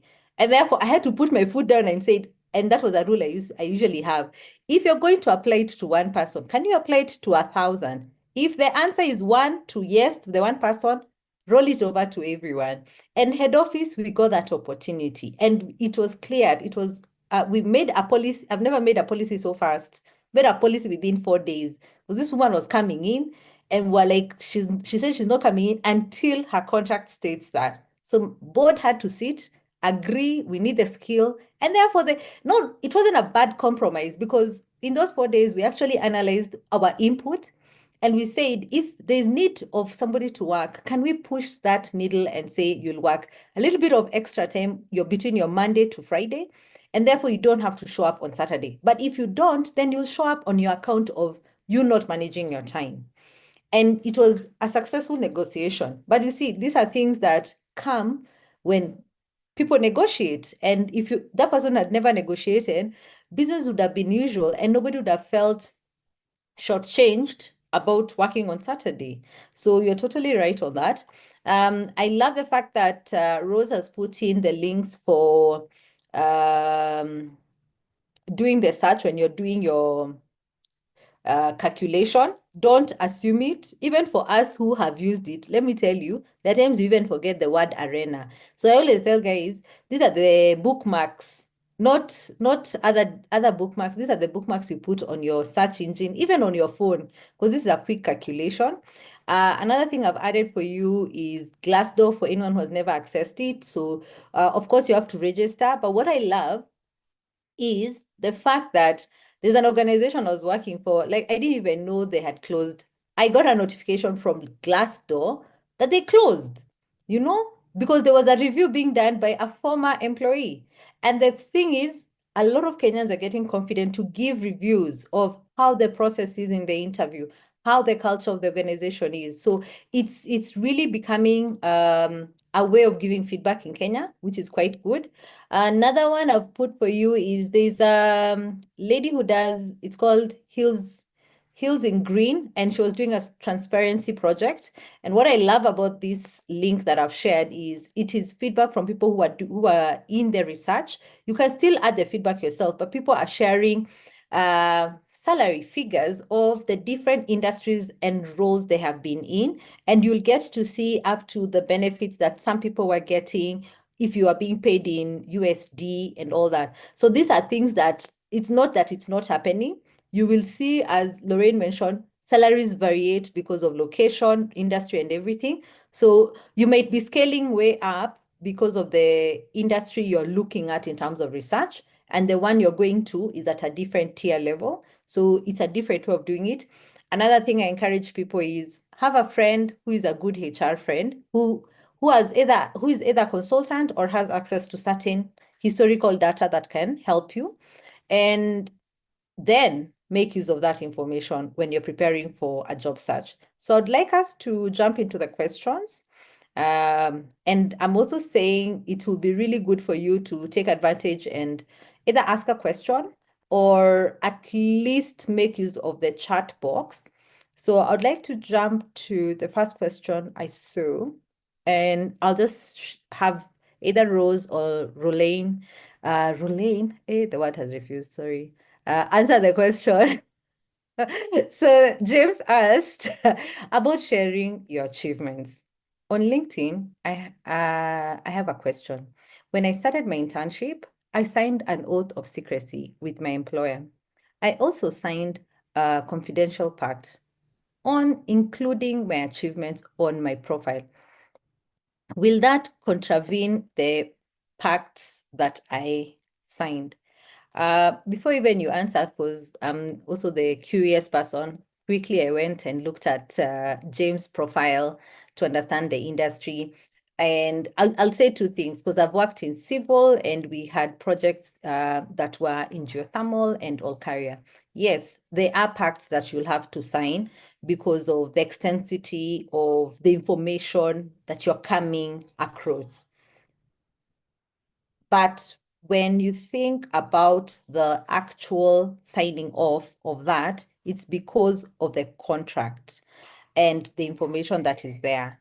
So I would say you start from understanding what is the information you cannot give, and then know how you can balance it. So I'd like to hand over to Rose and Lorraine to assist on that. What I've seen is, and I like that, you've looked at the LinkedIn profile because you mentioned the name of the company. But what I've found is there are people who actually there's a tag you can put to say the company is confidential and the title on LinkedIn, and then you put in some of the achievements. But as Dorcas is saying, you need to know what aspects of the data are actually now secrets of the company, um, and then know how to put in your achievements in that particular role. So that's one way. Now, since you mentioned the name of the company, and the title of your role, is to really look at what does the clause, what information is really being considered as confidential within the company that you cannot disclose, and what would be considered as disclosable. I don't know if that's proper English, but items that you can disclose that relate to your particular role. And because I can see you're an intern there, um, I think it's important to also just consult with your line manager and say and just get an understanding of what is the extent of disclosure that I can give or what I cannot give. Now, in the event that you cannot give anything, no information at all, you can just talk about what your role entails, which is pretty common. So as a HR intern, this is what I normally do, which then won't touch on what you've actually been able to accomplish within the organization that could be confidential. But once you identify what that confidentiality clause really looks like, then you'll know what to put in as your achievements. But I would say the benefit you have is that the company's brand is known. That's the benefit you have. So if you don't put the name of the company, if you don't put the achievements, be ready to talk about it in a way in an interview, because you'll be asked, what have you done in your role? So you need to know what you can actually disclose in that conversation. Lorraine? I think mine would be the same, is knowing what you can or cannot disclose in that particular agreement. Is it only sensitive information, proprietary data, or projects you've worked on, trade secrets, business strategies, client lists? It can be a variety of things. So you need to understand what the NDA is about. But other than that, I think you can keep it generic in terms of what are the skills you have gained or been able to develop, especially because your internship level, it will actually help, because even if you don't put it in your LinkedIn or your CV, even when you're going for your next interview, it will be, we need some tangible facts that you've been able to do A, B, C, D. So even beyond just even packaging it for LinkedIn and your CV, you need to be able to know what is it that you can disclose in an interview and what is it that you can't disclose. So how can you be able to keep it generic? So I've been able to maybe develop project management skills. I've been able to develop some technical skills here and there, or this is the work I was involved with, maybe working with cross-functional things to get maybe a campaign up if it was a marketing campaign, or you led a project that improved efficiency in the organization. You don't have to say what exactly it was, but as long as you can keep it generic, so being able to share the achievements without violating the confidentiality. So just focus on what your contribution was as opposed to what exactly it is that you did. I like how both of you have shared, because one of the things we forget when we're getting into agreements is there are certain things that you will always be exposed to that you will be expected to keep the confidentiality clause. And also, it's more, I would say, testing your maturity. You can decide to disclose, but then what's the outcome? Because it's you, your image, your loyalty that you are injuring, and not really the organization. So the other thing I always encourage someone to do is, and I think Rose, you mentioned on that, is whoever your supervisor is, they would be the right person to vouch for what you did. Okay. And then another thing I always tell someone is utilize what the organization decides to broadcast. So for instance, for your organization, they also actually have a LinkedIn post or profile or page. So just go to their post, whatever they post, acknowledge it, because you are not the originator. They're the ones who are talking about it, because you're not going to acknowledge, actually, I'm the one who closed that issue. The essence here is you are leveraging over your internship through association, because you are there. And one of the most critical things, especially in that industry that you're in, is you actually always have to demonstrate. So you always have to be in good terms with your supervisor or the person who is either mentoring you or supporting you. But all the best. And I really love the question because it's important. Sometimes people get lost on what is secrecy and what is an NDA, and how come then they're telling me I don't reveal. Does it mean they're doing something wrong? Sometimes it's not doing wrong. It is about the relevant stakeholders who are involved in the projects. Yeah. Lynette Joroge asks, here's a question on working gaps on LinkedIn.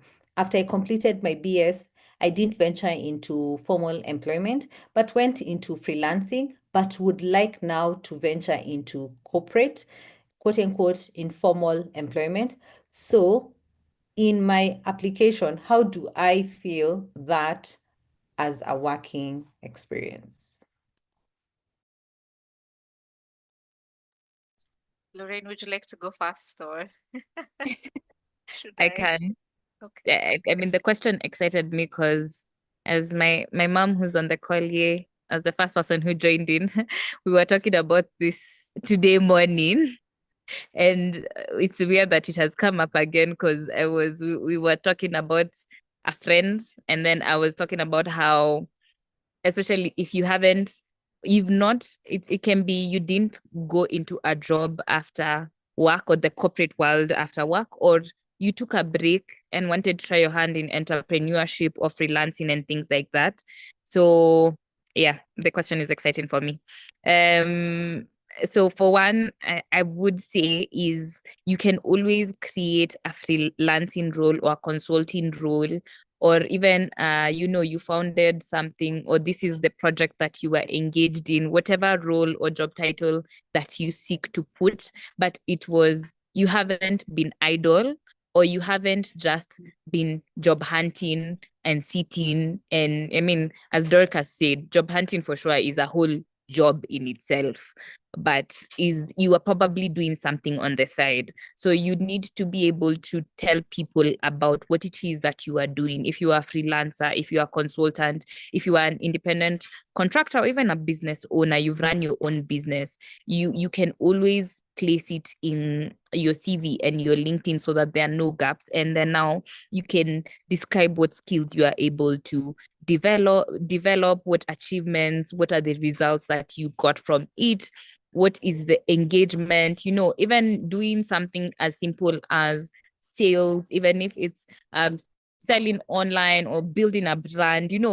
As I've been in a session today, I was mastering family business for the next generation. And one of the founders was talking about founders are great because they build something from ground up.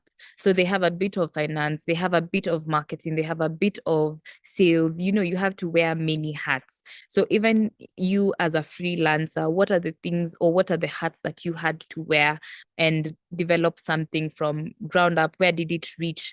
And usually in interviews, I tell people, talk about it, because I remember, especially for startups, and I can advise anyone who has been a founder and is looking to go back into corporate startups, like people who have freelanced or even founded something, even if it failed, there are lessons, key lessons that you learned that are not transferable lessons or are not easy to teach. So these are things that you had to either learn on your own. So it shows proactivity on your part, or it's even you learned as you went along the way. So you pushed yourself to learn. So you just look like you have an uptake to learning. And so it's what are the relevant skills and experiences, soft and technical alike, that you are able to garner. And then now you can always address any gaps in your CV. You can always say, I think one thing that I have seen, or a profile I liked on LinkedIn, was someone wrote, after a while, they were like, I took a career gap to travel and see the world. I'd be interested to see that person, because you're bringing in, what you've learned from different cultures, different parts of the world. And if you're not well traveled, it's what are some things that you've seen that we can do in our organization, right? And then also I tell people, focus on the transferable skills, like especially if it's project management. It means you can wear many hats in an organization. So are you able to manage clients? If you've done your own hustle or freelance as well, it still culminates to project management, because you have probably many clients at one go, or you've handled different projects at one go, and you've also built on communication skills, because you need to communicate where have we reached with a certain project, and what are the timelines to the project ending looking like. So it's all about, I tell people, it's all about framing. How can you frame your experience as professional as possible to be able to attract people and be like, oh, so what you're talking about, you are freelancing, but you framed it well enough to get into the room. Once you're in the room, unaweza jitetea. Rose? It's just so now on LinkedIn, just to add, I agree with everything that Lorraine has mentioned, and she's touched on really important factors that we look at. If you have a career gap and maybe it's in between jobs and you literally just took a break, there's a way LinkedIn you can put a career break, and that's okay. So that's one avenue. The second one is if you're a freelancer, I think on LinkedIn, when you add it as an experience on your profile, you can just say freelancer and the role that you played. If you were a consultant and what kind, maybe it was a sales consultant, IT consultant, graphic design consultant, whatever the case may be that you did. And if you had the name of the company, you can still put the name of the company and the title you held, which is founder, and whatever work you did. Now, on the experience itself and achievements, remember that that job that you did, you still accomplished certain things. You learned skills, you accomplished certain things about that particular job. Either you increased sales from zero to X amount, or you increased sales from zero and you increased by 100% to whatever figure it was. If it was finance, maybe you did something around that aspect. So you need to still go back to that. Remember the self-evaluation that I talked about of each role you've held. Look at it that way. It was a real job.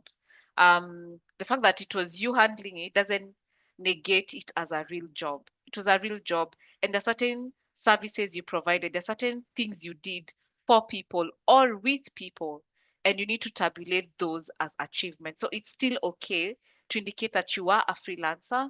And if you had a name of a company, you can put it. I've seen people putting self-employed, I've seen people putting freelancer as sort of like the company name. So those are some of the tips you can use. Now on the CV side, same thing. You can just say self-employed and say the things that you did. There's nothing wrong with that. So I do not even want to add anything. I totally agree with all of you. And these are handy things that anyone in their own career level can do when you're transitioning or deciding to take breaks. And what I love about the times we live in, we actually appreciate those breaks. You're even happy. You're like, wow, you took a break. I'm like, really happy you decided to make that decision and you didn't wait maybe to, break down and all that. So there's another question that was asked. So that was, I've seen another question. Oh, yeah. So advice on omitting reference in your CV and noting that they are available on request. Should we omit or include? What are the best practices? Let me tell you that question. Yeah, what are the best practices, guys? Because I'll have to comment on this. So I remember, just as you, Lorraine, okay, I have a lot of people who just reach out and say, oh, I have this role. I'm looking for a new role because my role is ending. And interesting enough, somebody asked, and then I happened to just network with someone, and they have a role that fits this skill. And I just told the lady, no, send the CV. I'll just forward it. I'll put in a good word, and that's all I can do. And then I was given feedback by the person, and one of the questions I could not answer on behalf of her was, why have they not put their reference? What are they hiding? And then I was like, but they've said upon request. And they kept saying data protection. And they're like, no, what are they hiding? And I could not really answer because I felt like maybe we had reached the day and age where we shouldn't be asked that, because if I breach someone's agreement that they don't want their name there, not unless there's a consent that I have signed and the person asking or doing the background check is able to provide, then why should I just, give out information? So what are your thoughts and what's the best practice?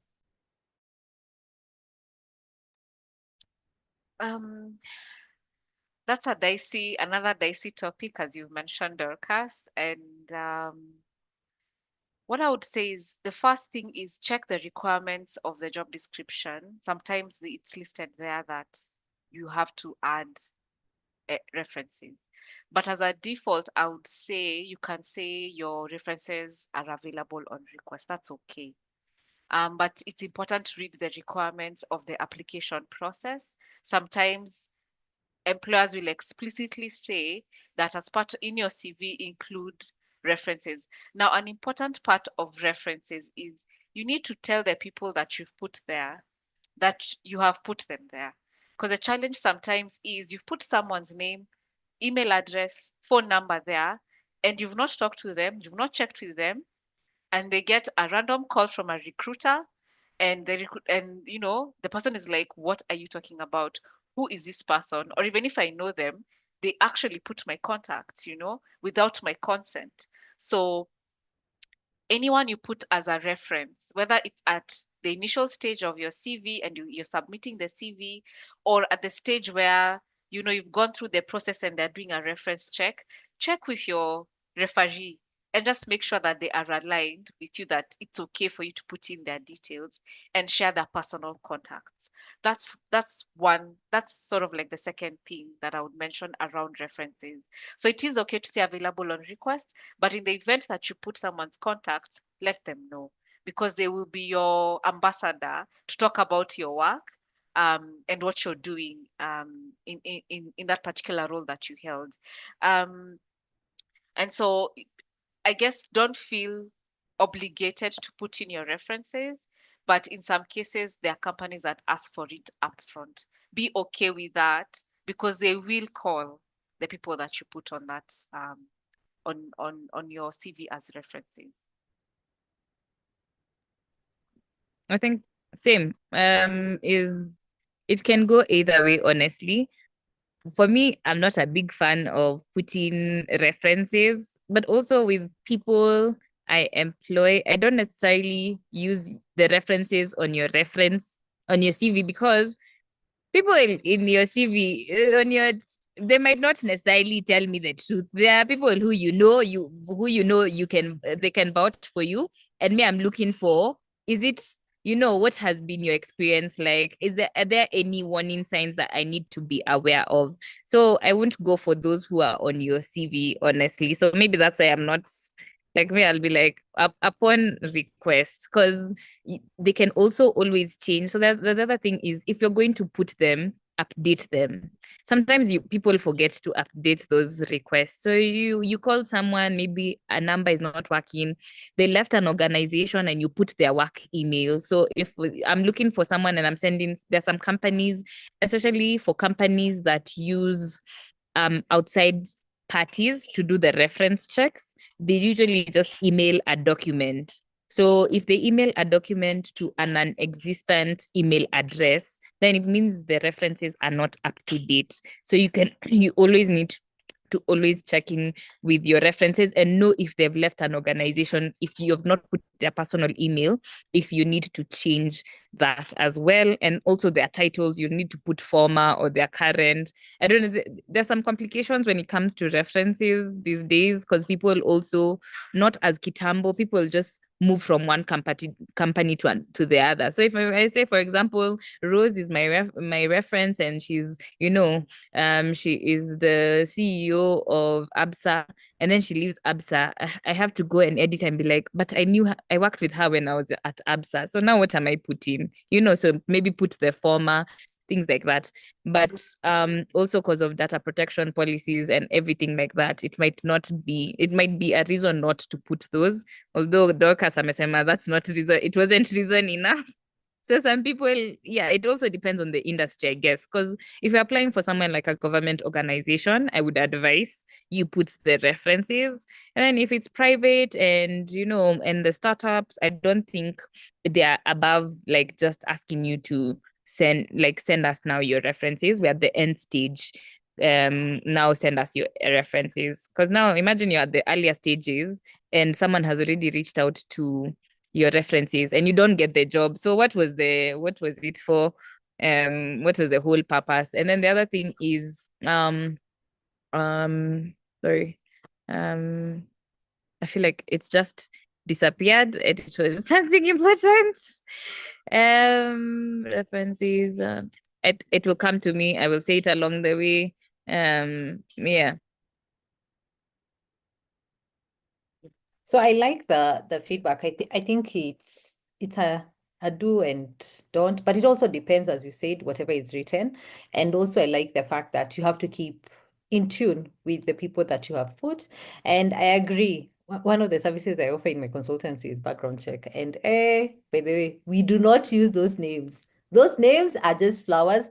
They're just like, okay, we know you are there, but this is not the right person to talk to.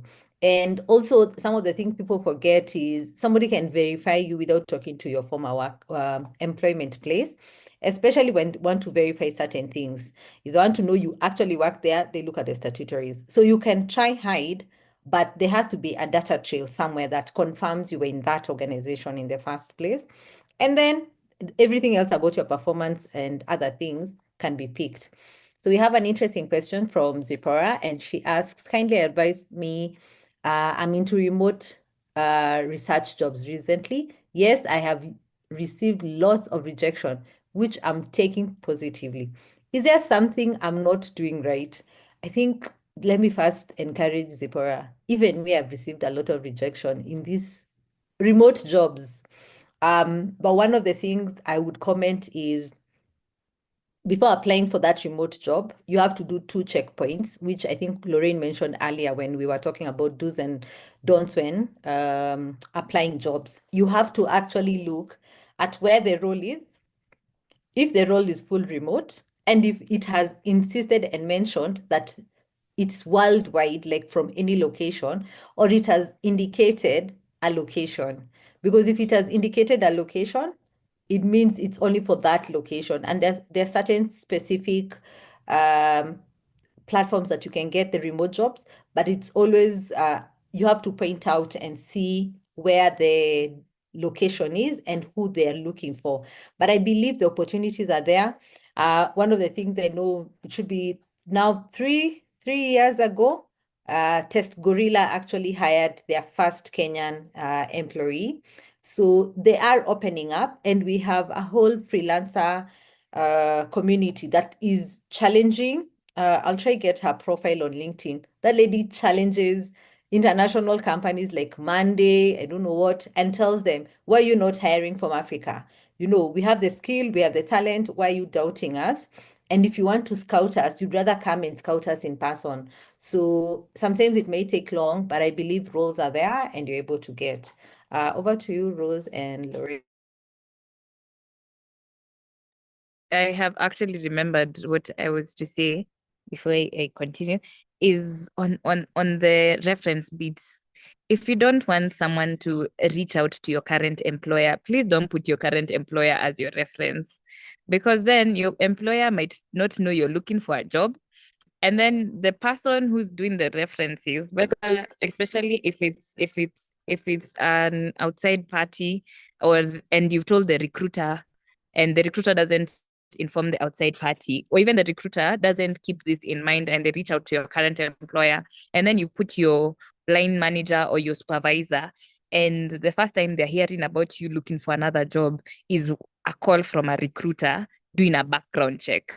So if you don't want problems and you don't want people to reach out to your current employer when you're kind of shopping around, please don't put your current employer on your reference checklist. And especially now, for example, if you're starting out and you're an intern, of course, that's the only person for reference, unless your internship is over and they're not confirming you to a job position, is you'd rather put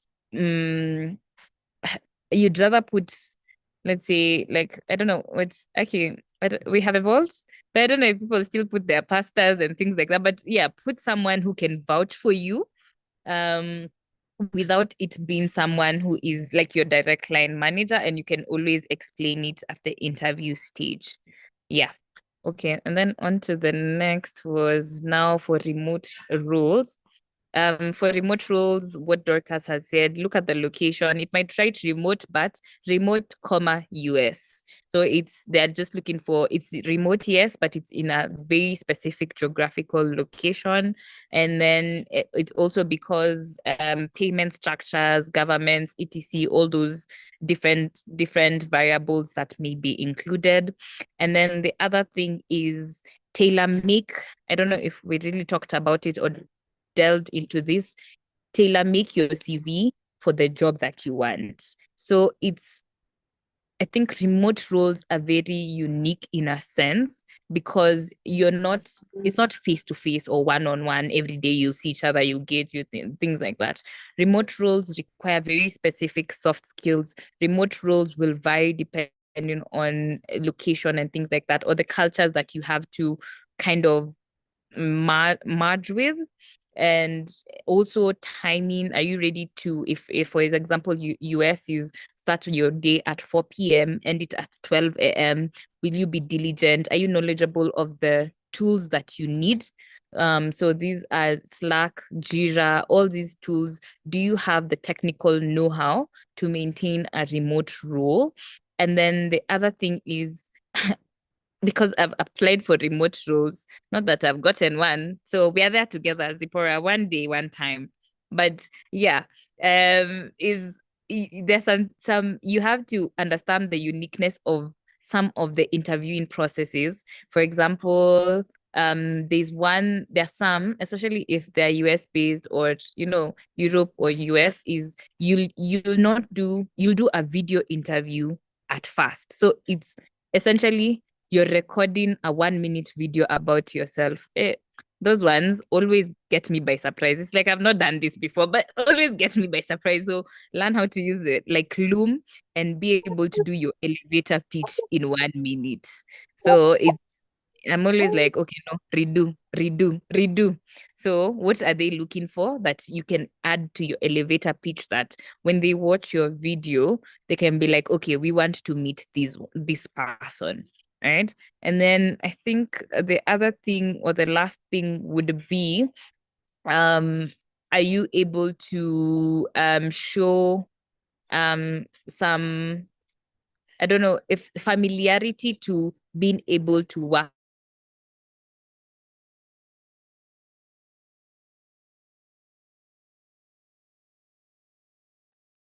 I think we have lost her for a minute. Yeah, Mm, she'll be I back know. shortly. Yeah. So I have put I'm putting a link for the profile for the remote lady. She's a huge advocate on that space. And I would say 101%, if you're thinking of getting into that space, I think following her channel and the work she does, you will actually learn a lot and you'll realize it's a journey. It's not something that starts off. One of the things I loved when I was listening to her was as simple as which tools can you use to track your work? And then you realize people will say Excel, and you realize that Excel is not the tool. There are things like Asana, there's that Monday, and all these other things for tracking your schedule. So it's really important to figure out what they are and then how you can present yourself, even on your CV, because your CV would be shortlisted based on some of the things they're looking for. Rose, I don't know if you have anything to add before I go to the remaining question. Lorraine is back. Maybe she Good. can finish what she was saying. Oh, I was done. I don't know where I dropped off for, but yes, research is important. Great.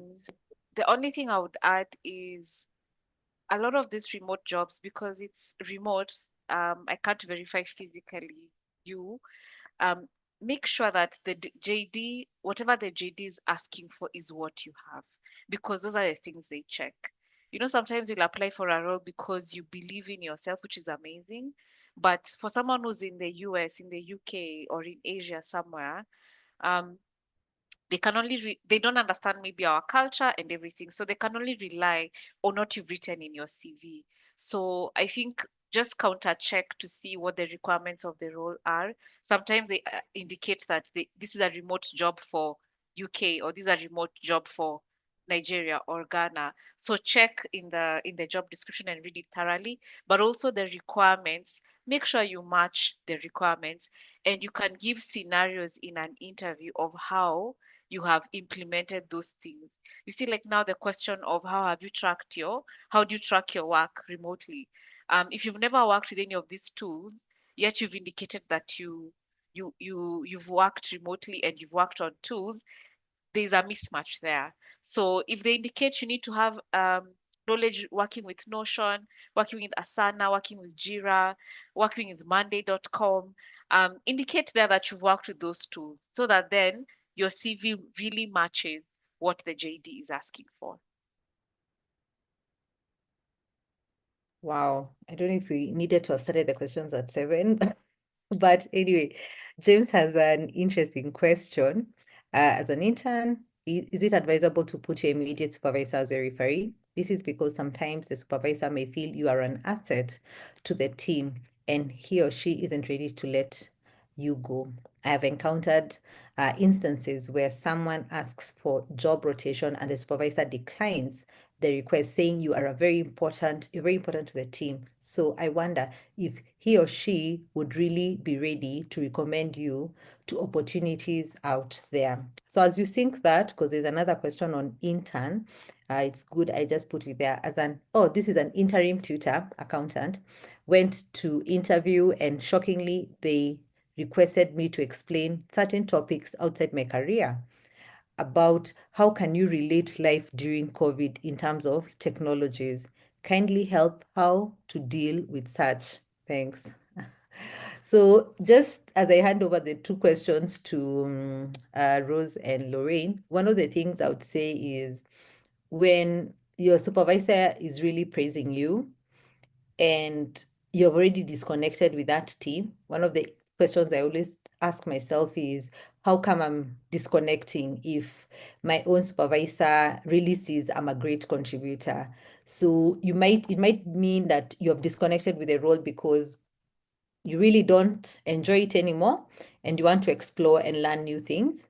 So what I would ask myself again is, what are the opportunities that I can gain from within the organization I'm in if my supervisor doesn't feel they want to let me go? But if it's someone who is, I don't want to say they are holding you from growing, because growing can mean you might need 2 years, or you might need 1 month, or you might need 5 years. So whatever reason they want you there, they might feel that there's still a lot to learn. So you might need to understand where you are before thinking of exiting. But if it's something you've already researched and thought, it's always best to know who else can vouch for your work in that organization as opposed to that person, because it means I'll always say Lorraine is very hardworking. However, I don't think they have finished learning, and that's why I don't think they would be suitable for that role. That role is too much for them. So I'll keep underscoring you in any role that you're applying, just because I have my own reasons why I need you there. And unfortunately, some of these reasons we never get to know, but that's where you're told in your career you should have a sponsor, you should have a coach, you should have a connector, and there's another one, a cheerleader, because all these people act in different ways. And funny enough, all these people can be people who are not your direct supervisor, and they are the ones who open the doors for you where you'd like to be. Yeah.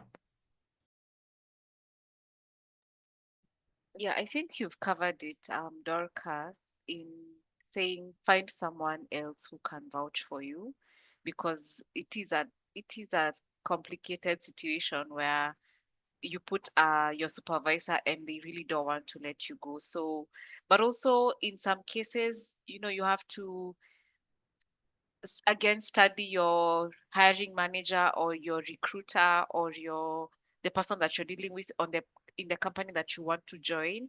Just be honest with them that currently I'm looking for, I mean, I'm applying for this role and I'm part of this process, but my employer doesn't know and I would like to keep it that way for now.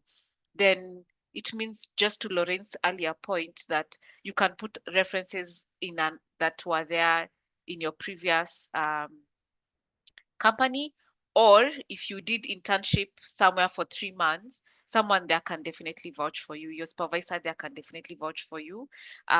Or as Dorcas is saying, a mentor, a coach, you can also talk to them and say and ask them to put them in your as your references.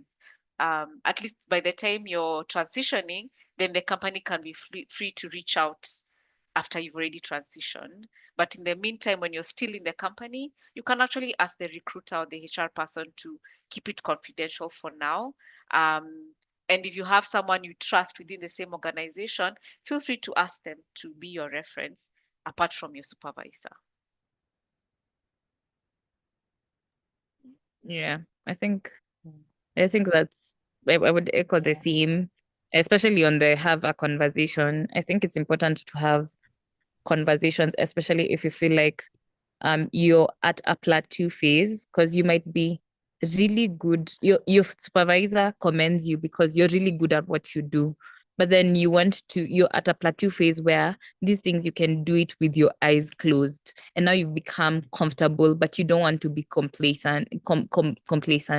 So now to get to the next step, you have to do either the job rotation to learn another departments or another role, or you want to also get additional knowledge and information. So having that open conversation with your supervisor will also help you, one, tell them that it's been great being under you and learning from you, but there are other potential roles that I would be looking to get, and I value your mentorship, and I'll still come back to you for if I have any questions. But as well, the transparency of you wanting to develop in your career is important, because even them, they got to where they are at, not by staying under one person. They also shifted and moved around a bit. So it's just reminding them, because they're also human and they want the person who, I don't want to have to train again. You just get it and you get it well. So I don't want you to move. But then it kind of hinders your growth. So what are the alternative things or approaches that can happen, right? And then even if it's you suggesting that you will train the next person to come, and you can always kind of like offer support, it may make them more malleable when it comes to the job rotation. And I think the other thing is, now it helps you assess what's their reaction to your career growth. You also don't want someone who just praises you, but they're hindering your career growth. You want someone who will be your cheerleader. And so the bad thing is, if they're attached to you, sometimes they might lack objectivity and your scope may be limited. So in part of growing, you want someone who challenges your way of thinking or how you do some things, or challenges you in terms of even giving you more things to do that you might not know of. So you'll grow in that particular area. Yeah. So I'd like to split the next questions so that we're able to close out without losing any question. So we have Maxine and Sandra's question, which I'll ask Rose to pick up. And also Rose will pick up Abdulwah's question, because it's also a background check, which is the same as Sandra. Then Lorraine will do the Ike and Cheryl question. And then I want to read one question that was sent to me directly, because I feel that's a little bit heavy. And then we'll go through these 4 questions, and I've seen the last question that has come in. So the question that has been sent to me is, how should I answer this question? Why did you leave your last job? And the truth is that you left because it was too toxic and it affected me mentally and physically. How do you answer this question without being negative to your last employer? And I just want that to sink fast to you guys, because one of the most difficult things is you really want to say the truth, but you're not so sure on how it will be perceived or received by the interviewers, especially if actually you're in that role as a HR profession, because they expect you to be the answer or to have known how to tackle some of those things. So you can go ahead, whoever wants to take on, and then we tackle the next questions.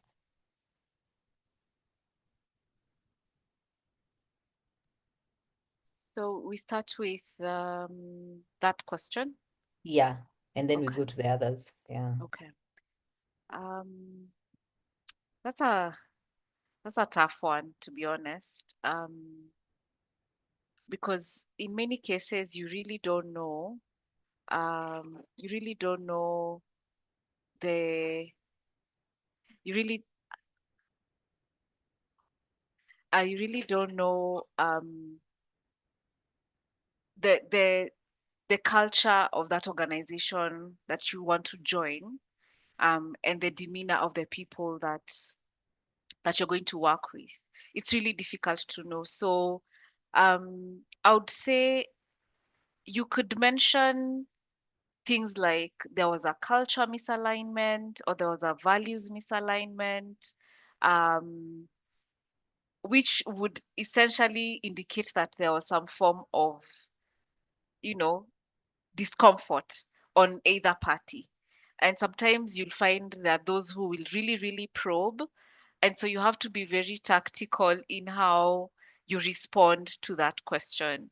And so you'd have to really gauge and read the room a lot. And a lot of this, I know we've said read the room in this conversation a lot, which is true. You have to really read the room in terms of the pool that you're working with. The beauty of working with a recruiter is that you can actually be honest. Recruiters, unless very few will probably use it against you. Very few. But most recruiters, even internal recruiters and even external recruiters to the organization, will advise you on the best way to communicate that, or will communicate that to the employer on your behalf, which is really helpful. But in the event that you are presented with an opportunity to talk to the hiring manager directly, you can use phrases that, you know, it was a values misalignment or it was a culture misalignment.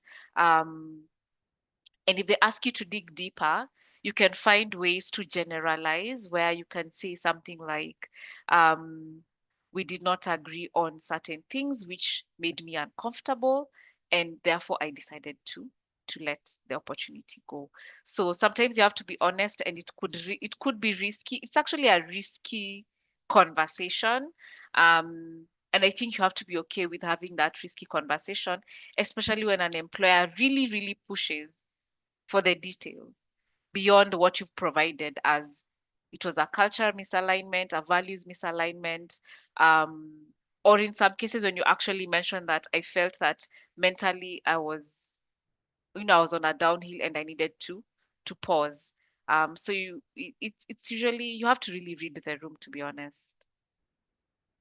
Okay, I like that. So let me just jump to the questions, and then when Lorraine is answering, you'll comment on that.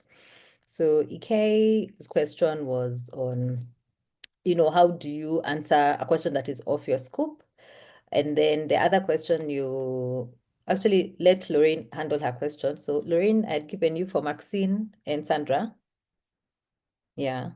Or it was the opposite, or it was for so the one I'm reading is yours, Lorraine. Yeah. So how do you handle off-scope questions that are not in your career? So the question was just basically how can you relate life during COVID in terms of technology? And how do you approach such a thing? And I think there are other silly questions which I've ever had, which now don't make sense. Your mother is in the other room and you're in this, and your boss is in this room, and fire starts in both rooms. Who do you save? So I don't know. I don't know why people ask these weird questions. So Lorraine, over to you. And as you're answering that, you'll also answer Cheryl's question in regards to how should one address a recipient in a cover letter when the job advert request and CV cover, but doesn't provide the specific recipient's name. Yeah. Okay. I think I don't know. Even for me, I don't know why some questions are relevant. I don't know if it's just testing your adaptability, how quick you are to think, or sometimes I feel like because it almost feels like mind games, it can be like, how honest can you be? So in some cases, I tell people you don't have to lie about it. You can always, I say repeat the question so that you have time to think about it and see if you can come up with an answer. It buys you time without the arms looking like you don't know what you're talking about. But you can always sometimes feel free. Okay, as Rose said, you gauge the panel, so feel free to be like, I haven't thought about it, but in my view, and then maybe something that comes to mind, right? So if for example in this case is you actually, because this is something we know for fact, is you acknowledge that COVID-19 had an impact, right?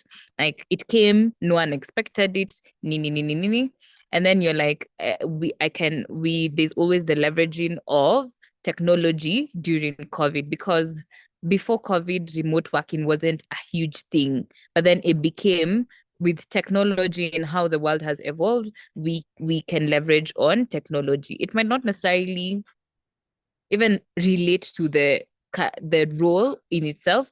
Sometimes you can always draw back or bring the conversation back to this particular role. Sometimes it's not possible, but dealing with such questions is you can always be like, I've not thought about it. I can always think about it and, maybe get back to you as we go through the session, or this is something I've not thought about and I wouldn't want to speak out of turn or without various facts. But outside of your career, unless I don't know what the aim is, or they might have a background, but if it's outside your scope, they might not necessarily be looking for you to answer it. They might just be gauging how quick are you to think something through, or are you honest enough to be like, I don't know, but I'm willing to learn. Because there's some things that actually do now apply to your career, but if it's something that you don't necessarily know, are you ready to learn, and how quick are you able to learn about those things? And I think the next one you said was Maxine's question. Yes. No, Cheryl. Not Maxine, Cheryl's question in regards to applications. Oh yeah, how you address the recipient in the cover letter. I would always advise one, look who posted the job ad. Is it recruiter? Is it, because for some companies that don't have HR, it might be the CEO, it can be the chief of staff, it can be the executive assistant. So kind of look who has advertised for the role, but the safest option is dear hiring manager, because hiring manager can be, it's the recruiter. Hiring manager is The hiring manager is ideally what a hiring manager is the head of the department, or whatever role this person will be answering to, will be reading this cover letter. So addressing the hiring manager is always a safe bet, because they will be going through these applications. So I always advise hiring manager is a great recipient to put, or recruiter if you're very sure.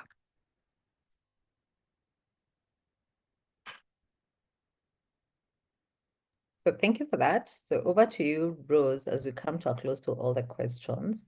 So your questions, wow, where do I Maxine's see these question questions? and Yeah.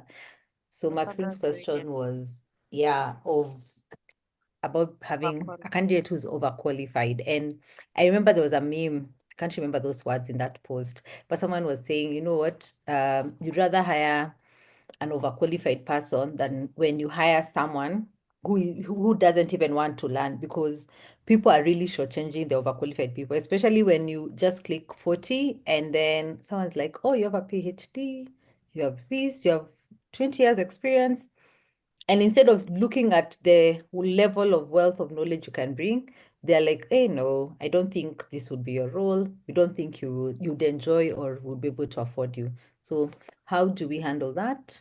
And then you'll tackle the other two sections in terms of background check in regards to Sandra. Yeah. Okay. So in terms of the overqualified, I mean, there are various factors that would make someone be considered overqualified.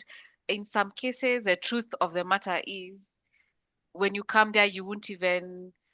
Sometimes the feeling is that if you have great wealth of experience and you join an organization where even the most senior person is not experienced, you will experience a stagnant career, which most companies don't want you to experience that. So they'll look at internally their skill level and say, this person will come in, but if they are not coming in as a director or as a C-suite person, we would really be shortchanging them because they won't experience any challenge of any kind. Even the team you're working with is probably way um, not as qualified as you are. And so I think this conversation of being overqualified, sometimes it can come off as offensive to the person who's overqualified or disappointing to the person who's overqualified. But sometimes a company is sparing you disappointment in the role when you join as an overqualified person. And it could, they, people usually look at the general team and see, would this person really thrive in this role? If they will not, they would rather not engage in that particular context. So I don't think we should look at that conversation as a totally negative thing. I think it's really to appreciate that sometimes um, companies are really looking at the demographic, they're looking at where they are as an organization, they're looking at the team. So there are many considerations they make before they say, oh, you're overqualified. It's like, will this person really thrive? If the answer is no, they'll be like, okay, let's not pursue this direction. The other thing is what Dorcas has mentioned. They may not be able to afford the the the salary or the budget that being very qualified or very experienced would bring. Because as someone who's really experienced, if you have 30 years of experience, unless you're willing to take like a major salary cut, sometimes companies are actually not able to afford that level of skill, and that's okay. Because companies want to pay you commensurate to your experience and your skills. So if they can't afford it, they'll be like, okay, this person, we can't really afford. In some cases, they will ask you to be a consultant. In some cases, they'll ask you to do part-time, but those are very rare occasions because most companies want full-timers. So I think the best thing is when you look at a JD and you're applying for a role. So if a role is saying, between 5 to 10 years and your 30 years of experience, for sure, chances of you being accepted for that role, to be honest, will be lower. not because you're not experienced, but because the role itself is so, can I say, is not a match for someone who's 30 years of experience. The kind of work you'll be asked to do versus what you could do if you have 30 years of experience is so different. So that's what I would say about that. Um, yeah, I think it's not to take it personally, but to just say the company did know best that, if having you in the role would either disappoint them, or would be a mismatch just from that point of being overqualified. And overqualification means it's years of experience, it means it's skill level, the kind of companies you've worked with, the teams you've led. So there are so many considerations at that level. Now, in terms of background checks, remember, there are two types of checks. There's background and there's reference. Reference is me as a HR person or a talent acquisition person going to the people you've listed as your contacts, asking them about you. And the questions would ask, just to, I think, Abulwa's question. The questions we ask in a reference check are, what were this person's strengths? What did they achieve in the role? What were their roles and responsibilities? Who did they report to? Who reported to them? What were their areas of improvement? And then one of the questions we usually ask is, if you are to hire this person, if you are to hire this person again, would you hire them or would you not, and why? So those are the critical questions that we ask. Achievements, strengths, areas of development, roles and responsibilities, who they reported to, who reported to them, how they were as a leader. So it's just typical questions about you in that particular role. Now, background checks are different in the sense that it will combine reference as well in some cases, but it will check, if you say you went to UON, did you really go to UON? If you said you went to to Catholic University, did you really go there? If you say you have a master's or a bachelor's in computer science, is that really the case? So it's a verification mechanism. And then if you say you worked at company X, did you really work there? And so they use certain tools to verify if the information you've given in your CV is true and accurate. That's a difference. And that's what people look at in the two sets of checks that we do at almost the offer stage. I don't know if there was any other question that addresses the same topics. And no, but what I've done is I've tackled one question. Is it two questions on the chat? Okay. One was in regards to how candidates can navigate the job search requirements immediately in consideration. So I've mentioned that. The other one is on the CV, and that one I'll just close out on it, is when you're inquiring about hobbies, certain positions when either in uni or high school. Now I've put a profile, which I'll request everyone who's on the call to check it out, because that's a student for 2024. 2024, like that young man graduated last year. But if you look at that LinkedIn profile, first from the photo on what Rose was saying, you'd be very shocked. You'd think this person has like 5 years or 10 years experience. So that's a challenge to us who already are out in the job, who are in the job market. Yeah, this person is thinking of getting into university, but you can see the detailed things they have put. It has to be relevant. It has to be linked to a skill that they had. And if it's not, how is it? Remember, Lorraine also mentioned about traveling. You have put you're taking a break on traveling. It means you will have either a blog or something that you have put up, linking it back to what you've mentioned. So to me, as we close this, on documentation, relevance is very important. When it's not, then it just cuts across as not really a joker, but you are not the right fit because they can't really piece the puzzle in this narrative. Another thing is you can put you in a choir, but you have done that intentionally because you know that company has a choir or a football club. So the relevance connects to what they do. But even as we come to an end, I just want to extend first a big thank you to Rose and Lorraine one of the things I have noted is this conversation cannot end. So it's a conversation I indeed resonated with, because I have learned something. I can't say I came in here hosting knowing everything. I've learned something new, because there's always an approach on how you handle certain questions in an interview, how you handle yourself during interview, and also when you're searching for jobs, or even just putting yourself out there in terms of branding yourself. So I have requested you all to see how you can connect with Rose and Lorraine on LinkedIn. It gives you a little bit of more oomph to know more about their work, but also to practice some of the simple things that we have talked about. And for anyone who feels they would really want to get additional support, I've put a number and I've put our WhatsApp channel, which you can follow. One of the things you'll notice is we did not do registration, because I really wanted this to be a self-initiative. And therefore, even if there's going to be any follow-through, it's going to be a follow-through from you rather than from us trying to, sell out something to you. So it is your way of deciding what do you want to do next. And I believe, as everyone has said in this call, everyone is always happy to support you as long as you position yourself. And as the selling point for me is what Rose said, create your own role. Even if you're overqualified, create your own role and justify and make that recruiter want you to have you in that interview. And then everything else should be able to work out. So from my end, I just want to ask Rose and Lorraine for their last parting shots, and then we call it an evening. I think I can go fast.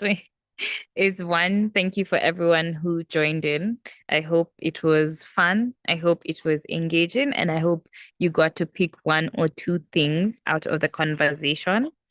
I think one thing that I would love to say is don't undervalue yourself.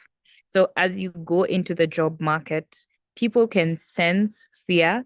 And the difference is some recruiters will actually calm you down, and some recruiters will actually be like, okay, now it's a panel, so you feel the fear. Let's see how you work, you do when you're nervous, right? So just have the confidence to believe in yourself and the skills that you are bringing on board and the value that you are adding. I think one of the things I've seen, and I'm seeing more of as I do recruitment, is not talked about, is people with disabilities or challenges. And recently I had the opportunity to interview someone who is a stammerer, and when they are nervous or even when it's cold, it's you stammer them more, and then it makes the session a bit longer. But then you realize no matter the situation that you're in or whatever has happened, even if you're nervous or you have a challenge in one area or the other, as long as you're confident in what you're bringing to the table, then you will have a voice and you'll be able to speak and communicate the same. So yeah, let's look for jobs not out of desperation or desperately, but let's be confident that we are, as much as you want the company to hire you, you're also looking, do I want this to be in this company or for this company to hire me? So as much as they are choosing you, you also have to choose them. Yeah. Thank you so much, everyone, for joining and for asking questions, because this conversation cannot happen if we don't get the questions, and even just learning from each other and even from the questions you're asking. My parting shot is, when you're applying for a job, prepare. When you're going for an interview, prepare. Preparation is key. It can be tiring to apply for so many jobs and you're doing it every day. Feel free to take breaks in between, but don't give up. But also give each application the attention it deserves, so that you make sure you put in the best application forward. And yeah, I think let's keep this conversation going, because there's so much to learn, even for us as recruiters, as talent acquisition specialists. We are still learning about the market. So let's keep the conversation on. When you join the channel, I'm sure Dorcas will share quite a number of nuggets. Feel free to ask questions, because these sessions are for all of us, and we get to learn. So really appreciate each one of you for joining. Thank you, thank you, thank you. Much love to you too. And for everyone who is here, have